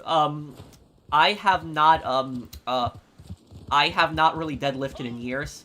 Honestly, I'm a bit scared to deadlift. The reason that I'm a bit scared to deadlift is because I think that my back has had some permanent damage years ago. I should probably see a doctor about that one day. But basically, when I worked in retail, I used to open up a lot of and carry a lot of boxes and totes and other stuff, and I used to bend down and pick stuff up, and had a lot of back pain because of that. And so I'm a bit scared to do that, because I'm scared that it might trigger something and I might hurt myself or something like that. So that's typically why I would stay away from something like that. But if you want to know how much I can bench, how I can bench 140 pounds. So just the one bench where you just lay down, you bench what you can. I can do 140.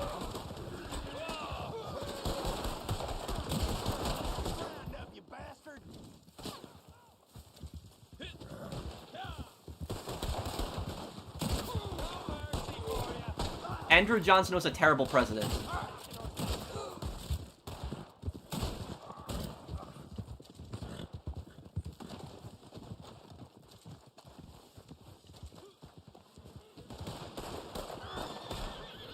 What made you decide to move up from the north to the Midwest?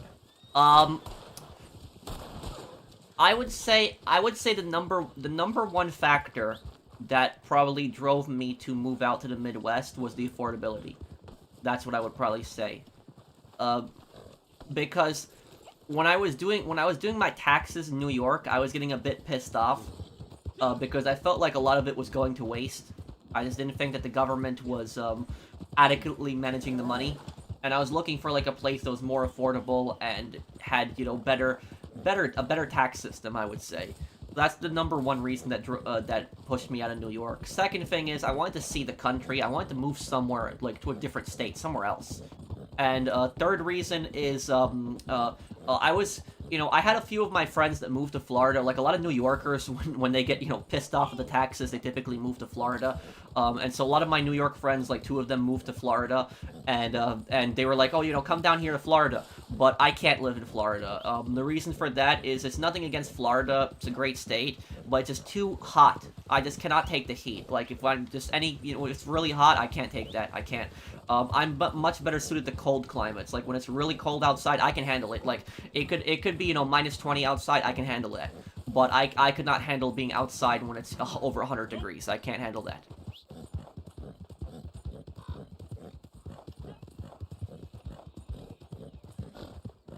Like, when the PS5 came out in my town in the Midwest, there was a line to the Target store when it was opening at 7 o'clock in the morning, and I was at that line from about 5 o'clock in the morning. So I stood outside when it was 10 degrees. Just 10 degrees in November for 2 hours. It didn't bother me. I wasn't even freezing. What do you mean by the taxes going to waste? It's a great question. New York is probably one of those states that is absolutely terrible with managing its tax revenue, because I'll tell you something, is in New York City, that's where I'm from, some of the infrastructure is absolutely falling apart. Like, New York City is notorious of potholes. Like, people will constantly complain about the roads in New York City, that the roads are just not well done. And I remember I lost one of my tires on a pothole. I had a tire busted on a pothole. Set me back like $100. And I remember that happened. I was driving. I didn't even notice it once. And it was on a road that I hadn't driven in some time. So I guess I just hadn't seen it. And I just heard this big bump. Like, part of my car fell down. And then I got a notification in, like, my car, my electronic dashboard, that there was something wrong with the tire. And then I parked in the driveway. And I thought that it would eventually go away after a few hours, and then a few hours later, I look at my car, and basically the tires all the air is just falling out of it. But there's just potholes all over the place, and you would think that with the really high taxes in New York, you would think that the pothole system would be fixed. There wouldn't be potholes like this. Second thing is that you look at, like, the subway system, for example. The subways have gotten a little better in recent years. Since, like, the COVID pandemic, they've been cleaning the subways more regularly, so it's been getting better. But previously in the past, like, one of the places that tourists typically go to, almost every single tourist, when they visit New York City, they almost always take the subway. Almost always. Subways are a great way to get around New York City. And what happens is, subways are one of the places that tourists want to see. And some people consider New York City to be the capital of the world. And when they come to New York City and they see just how dirty the subway is, and they see graffiti all over the place, they get a really bad impression of New York. So it's a bit better now, but it's not, we have nails and screws on all the roads in Florida. Well, I don't know, Flyers. I can't speak for the roads in Florida. I've only been in Florida one time, but I can speak on the roads in my town in the Midwest, and I can tell you that they are paved, and I don't see potholes that much. I don't usually here. But yeah, I'll tell you this though. Is Grand Central Station in New York City. Grand Central Station. The government in New York City had spent millions of dollars, like millions, to install electric sinks. Like sinks that just turn on automatically when you put your hand over them. And I was just basically thinking to myself, you spend millions of dollars on sinks, like electric sinks? Like, couldn't this money have, like, been put into, like, actually fixing the subway system, cleaning it up, getting rid of, like, all this graffiti, getting rid of the potholes? Maybe that'll be a better amount of money than, like, putting electric sinks into subway stations. Like, that was, so that's what I would say is New York City, when it comes to the taxes, a lot of times they don't know what they're doing. So I'm not against paying taxes, but I expect some service for them. I expect something to come out of it.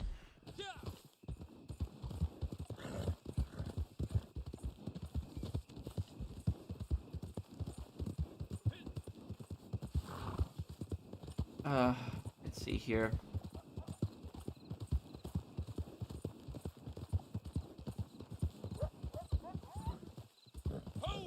Well, it might be because it's a really small town, Gaming Inc. I don't know how big your town is, but that might be the reason.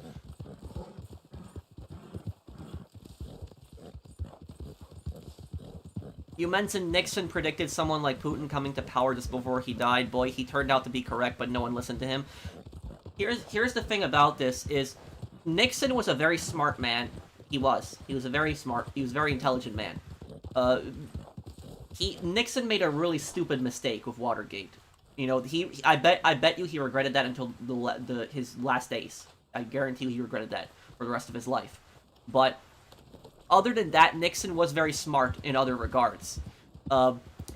Nixon, for people that don't know what Mario is talking about, thank you, Mario, for the super chat. Nixon did an interview years ago. Like, I think this was in the 90s. And this was, like, right after the Soviet Union collapsed. And Nixon was basically asked about Russia. And what Nixon basically said in that interview is he said that after the Soviet Union collapsed, he said that the U.S. should reach out to Russia and try to be Russia's friend and basically send like aid packages to Russia to help Russia rebuild its economy. And he said if we don't help Russia rebuild its economy right now and Russia gets poorer and poorer, he said what's basically going to happen is you are going to have a dictator that's going to come to power in Russia within the next few years, and this dictator is basically going to blame all of Russia's problems on the West and basically use that as propaganda and to keep himself in power. And Nixon was completely right on that, on exactly what happened. Basically, Russia fell into poverty. They had a really incompetent leader, Yeltsin. And then what ends up happening is you have a guy like Putin comes to power. Putin basically promises that he's going to fix all of Russia's problems. People believe it. Putin comes to power, and then he starts slowly eroding democracy, just getting rid of democracy. And basically, today it's his dictatorship. It's his personal dictatorship. So he predicted the obvious. Well, the thing about that is that what people don't think about in the West typically, what people don't think about in the West is they don't think about how the collapse of the Soviet Union affected people in Russia. Because, for example, like a lot of people in the West, we celebrate that the Soviet Union collapsed. Because, and we have a reason to celebrate the Soviet Union collapsing, because the Soviet Union was basically a threat to world peace. And it was a country that was interfering in other countries' affairs all the time, trying to forcibly spread communism to other countries, and it was extremely authoritarian. Basically, what happened was when the Soviet Union collapsed, what people don't talk about is they don't talk about the negative effects that happened to Russians. Because a lot of people in Russia fell into absolute poverty. Because if you had to ask me, and I hate communism, I do, but if you had to ask me, would I rather live in the Soviet Union in the 70s or the 80s, or live in Russia in the 90s? I'd rather live in the Soviet Union in the 70s and the 80s and the 90s. Because at least people in the Soviet Union in the 70s and the 80s, they had a house or apartment, some kind of housing. They had a job. They had something at least. When in the 90s, when the Soviet Union collapsed, everything just fell apart. People lost everything. They lost their livelihoods. They lost their homes, their jobs. There was a lot of corruption, massive poverty. The Russian mafia got really strong. And that basically paved the way for Putin's dictatorship. That's how the whole thing basically happened. Is if the U.S. had actually helped Russia in the 90s, like helped Russia by sending what we should have done in the 90s is we should have sent aid packages to Russia. Like we should have helped Russia rebuild. We should have gave Russia millions of dollars to help them stabilize their economy. We should have helped them out, given them aid, something.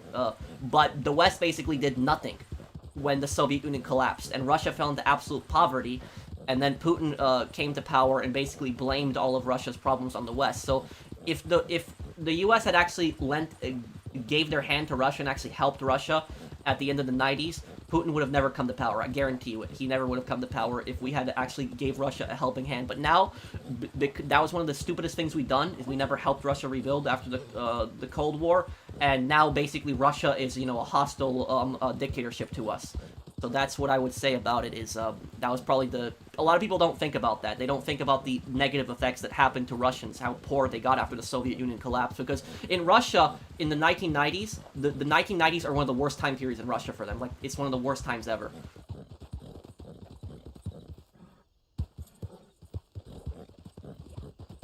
Okay. I think we spent money on rebuilding former Soviet states. Not really. Not much.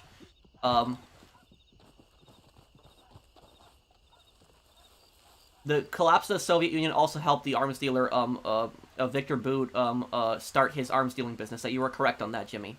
Well done. By the way, I forgot to tell you, I scrapped the Red Dead Redemption 2 retrospective, been really busy, but maybe we can work together during summer. Also, top 10 worst Rockstar choices when?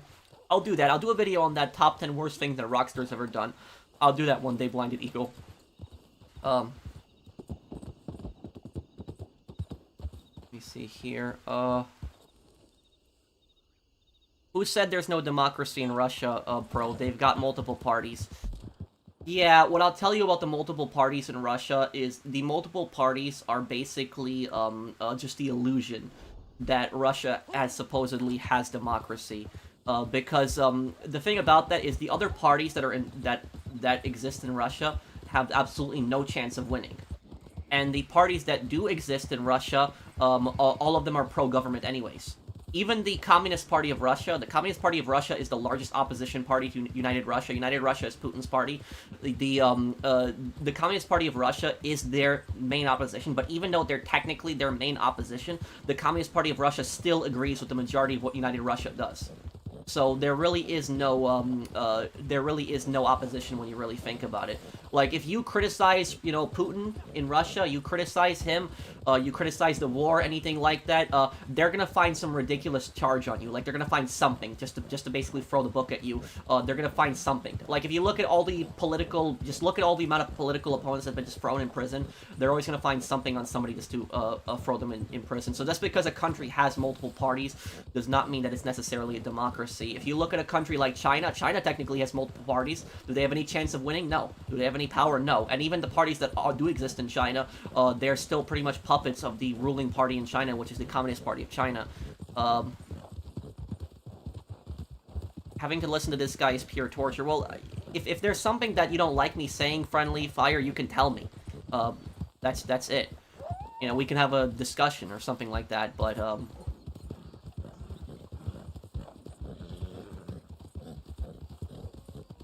Professional define democracy.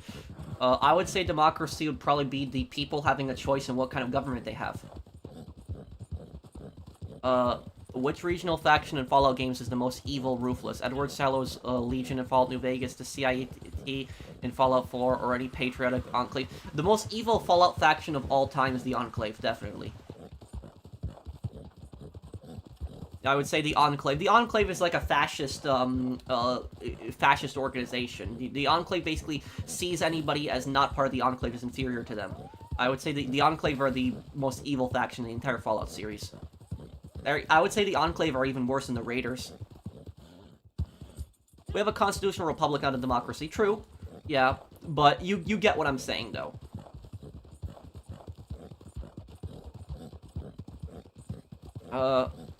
Would you consider the Soviet Union an empire? Yes. Okay. I'm playing a little bit of poker here.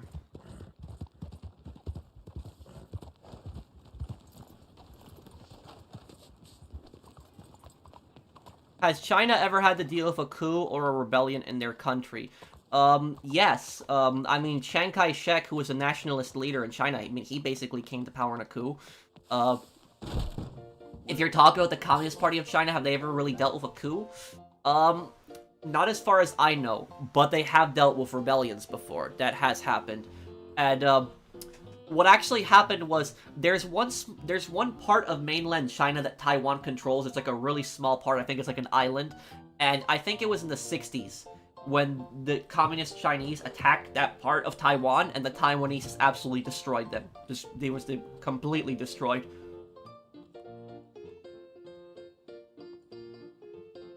Okay, let me see here. Gonna do a little poker.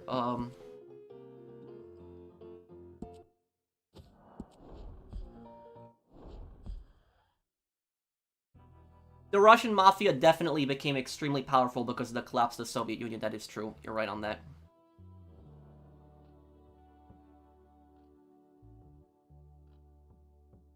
What did you think of the final few years of the USSR under Gorbachev?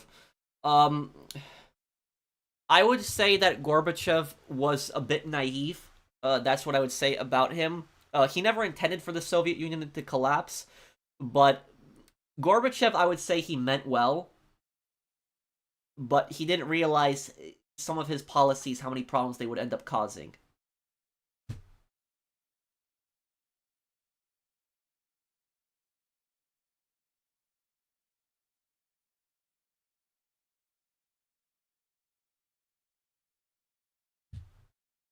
Yeah, the Soviet Union collapsing definitely led to the oligarchs coming to power in Russia.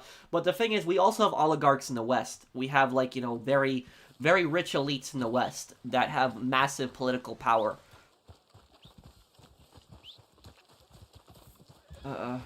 Yeah, I know what CIT is. It's the Institute. Yeah, I know what you're talking about when you said that. Do you think history repeats itself? Oh yeah.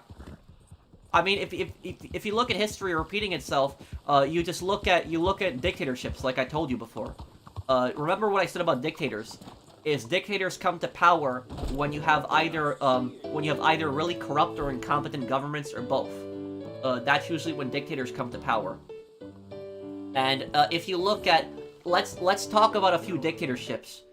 If you look at Italy, Cuba, Germany, Russia, what do all of those countries have in common? All of those countries, before they became dictatorships, had really corrupt, incompetent leaders. And then afterwards, they became dictatorships. And that's it. So let's start with Italy. Italy, after World War I, Italy was a monarchy. And after World War I, what happened was the Italian king had got Italy involved in World War I because he claimed that he wanted to get the northern lands back from Austria, Hungary. However, though, some of those northern lands that Italy claimed they wanted back were actually, they belonged to Croatia and Slovenia. They were Croatian and Slovenian lands. They were not Italian lands.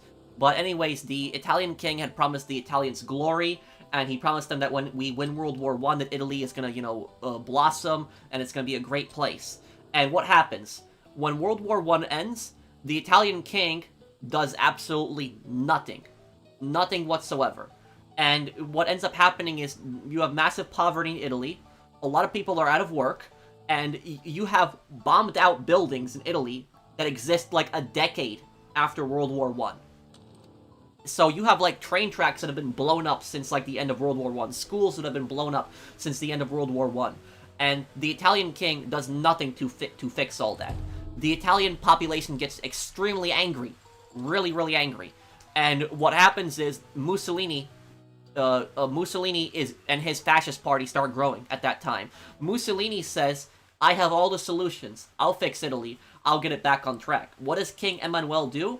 King Emanuele makes Mussolini the prime minister of Italy because he's hoping that Mussolini will help calm down the angry Italian public and they don't overthrow him. And what ends up happening, Italy becomes a fascist dictatorship.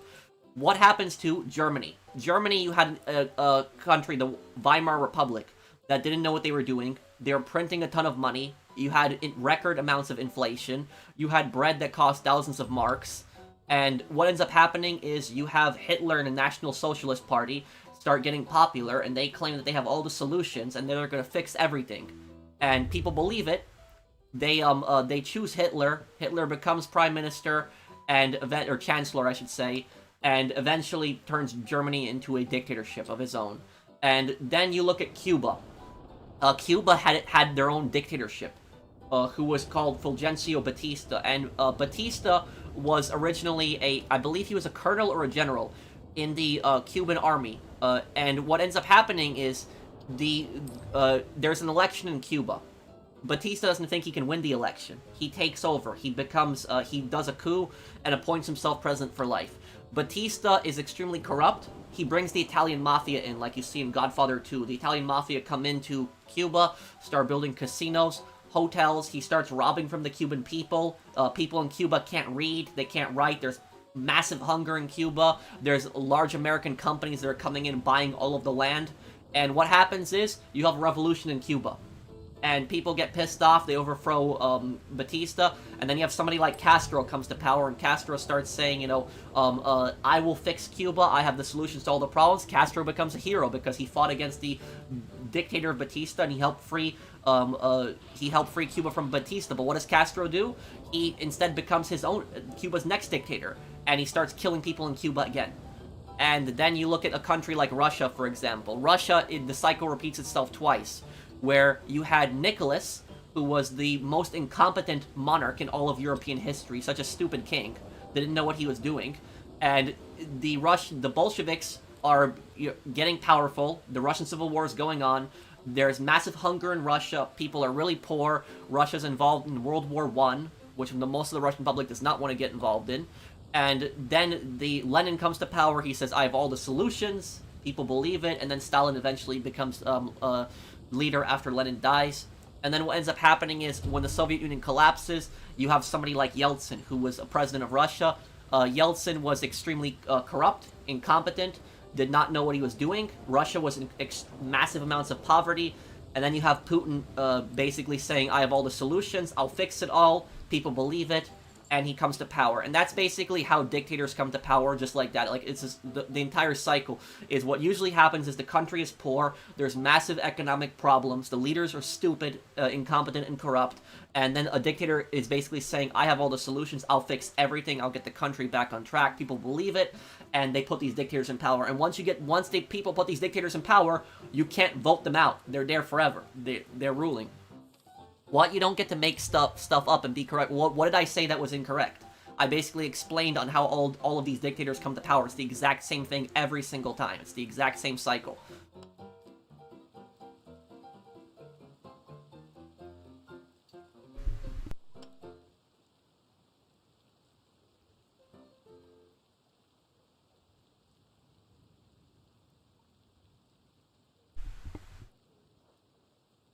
Let me see here. For someone, you just really need 3 cosplay fits. Peter's classic, for Spider-Man 1. I was confused what you meant. The advanced suit and the anti-ox suit for the boss fight against Otto at the end of the game. I might do Spider-Man one day. See here. No, I'm not gonna bet with these cards. When you play GT Online, do you raid the stash houses? That's what I do. Also, hope you and everyone in chat are doing well and having a good day or night. Thank you, Aussie guy. Normally I haven't gone for the stash houses in some time. I don't really need it. I have so much money already. Thank you, Aussie guy. And thank you, Chris. Thank you, man.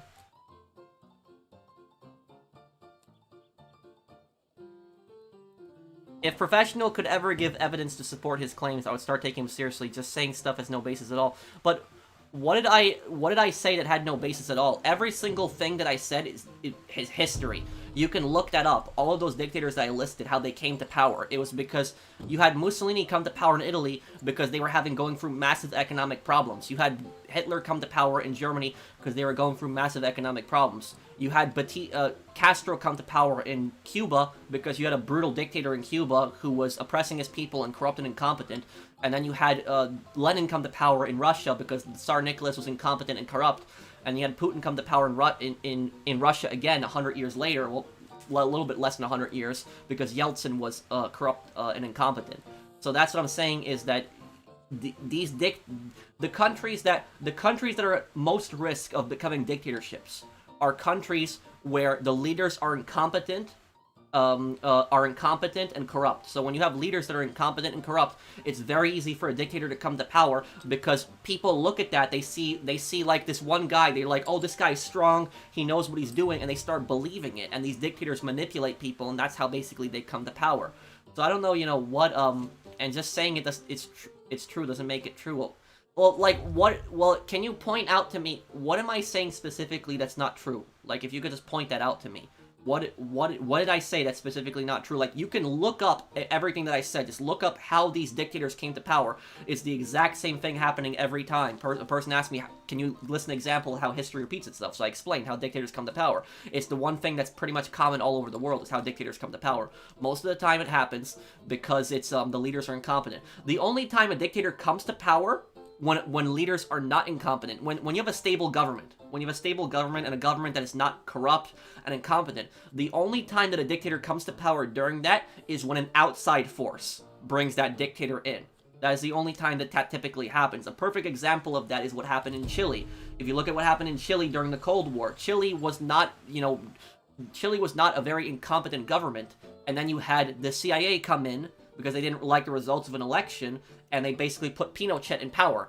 So that's the only time that you really have dictators that come to power when the government isn't corrupt, is because of the fact that you have an outside force that will bring them in.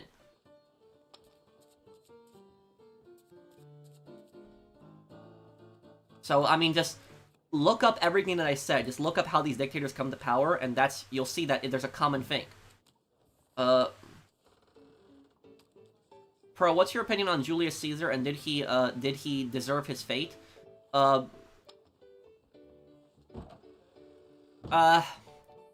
Julius Caesar was... here's the thing about Julius Caesar, is Caesar was a bit of a brutal guy, but the thing about Caesar is Caesar hated elitists. He hated elitists, he hated some of the Roman aristocrats. Caesar was more pro-poor, like more pro the poor people in the Roman Empire. He wanted to give them better living standards. I joined your Patreon. Thank you, reward. The thing about that is Caesar in Fallout New Vegas is nothing like Caesar was, the real-life Julius Caesar. He's not like that, because the Caesar in Fallout New Vegas, the only thing that he cares about is he just cares, let's just conquer everything, good for the good of the Legion.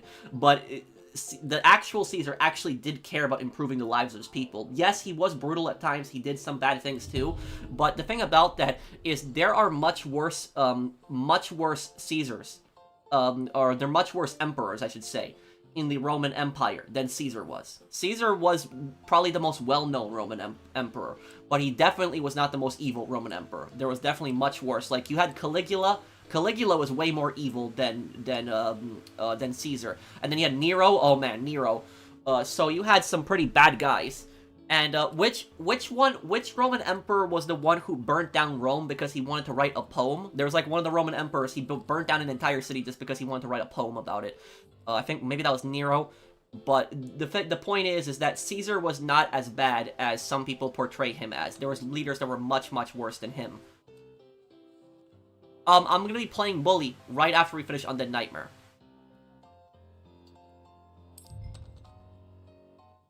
Put $5 on this one here. Nero, okay.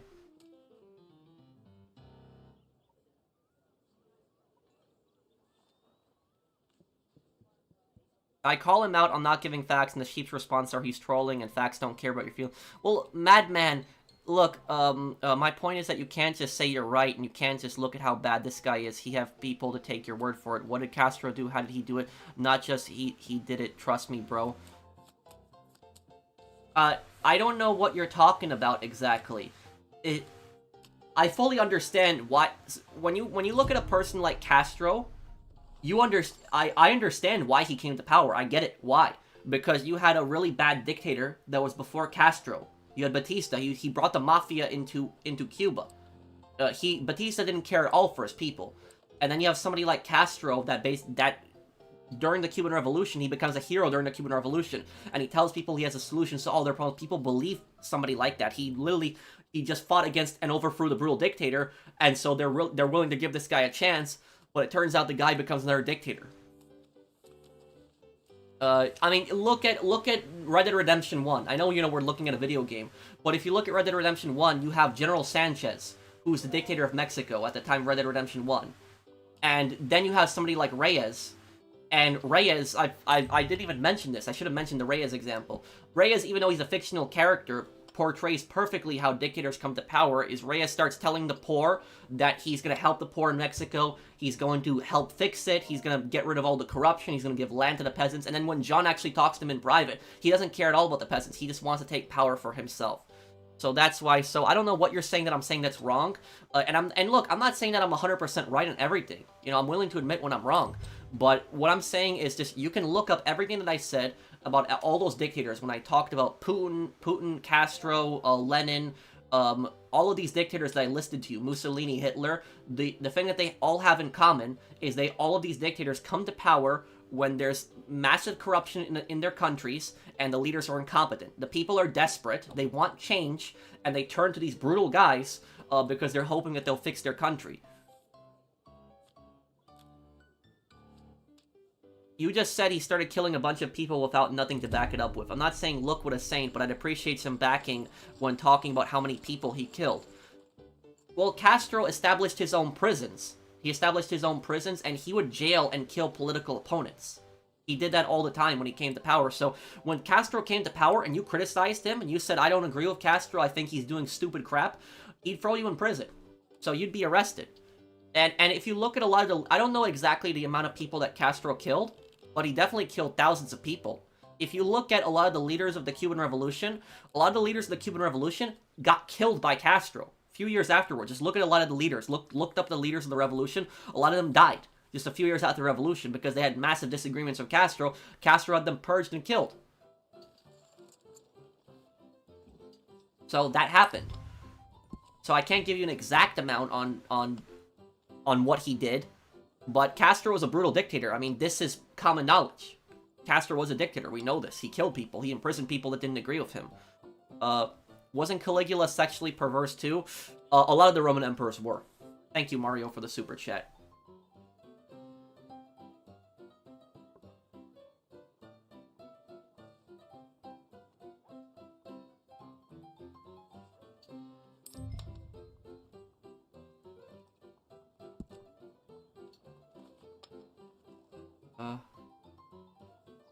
Why did you delete the Mr. Boss for the fail video? Did I delete that one? 1 second here.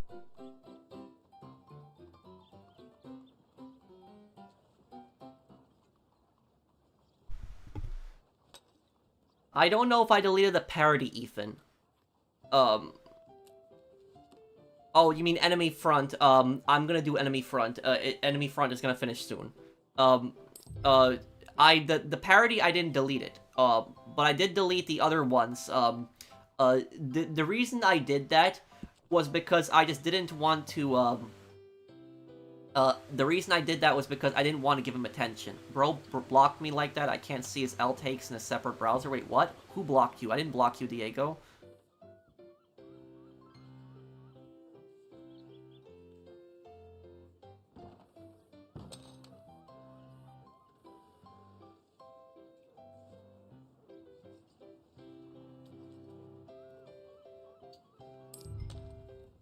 Oh, Madman. Oh. Okay, this will be my last hand here. I'm being asked to educate myself for asking more information. Look, Madman, you can disagree with me. The only thing that I ask you is just look it up, Google it. You know, maybe you'll find different sources than me, but I'm telling you what I've read, what I know, how these dictators come to power, is they come to power because you have really incompetent leaders and really corrupt leaders. When you have, like, economic problems, when people are really poor, people are not making money, people are hungry. That's typically when dictators come to power, because they promise their people that they will fix all the problems, people believe it, they give them a chance, and then, unfortunately, they plunge the countries into dictatorship. That's pretty much what has happened for hundreds of years. It's the same cycle. It's been going on for a long time. So I don't know what you're saying that I'm wrong on, but that's just... You can just look it up. I'm not trying to insult you or anything like that. That's just what I would say is that... And I guess we'll be wrapping up this stream in a little bit here, guys, because I'm just, I'm a little tired. I'm a little hungry, too. Why do you know so much about history? Oh, I love reading history. I'm just into it.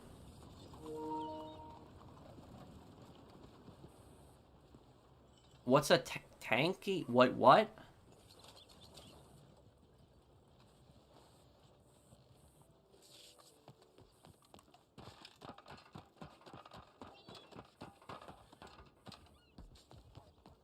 How did Stalin come to power?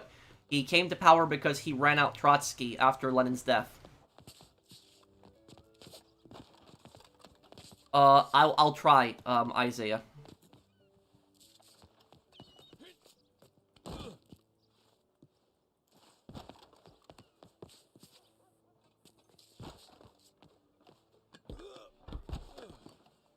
Good history talk, Pro. Enjoy the stream. Thank you, Flyers.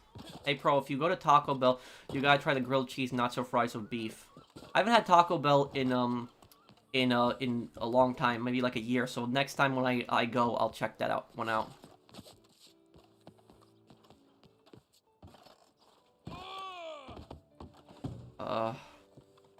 Okay.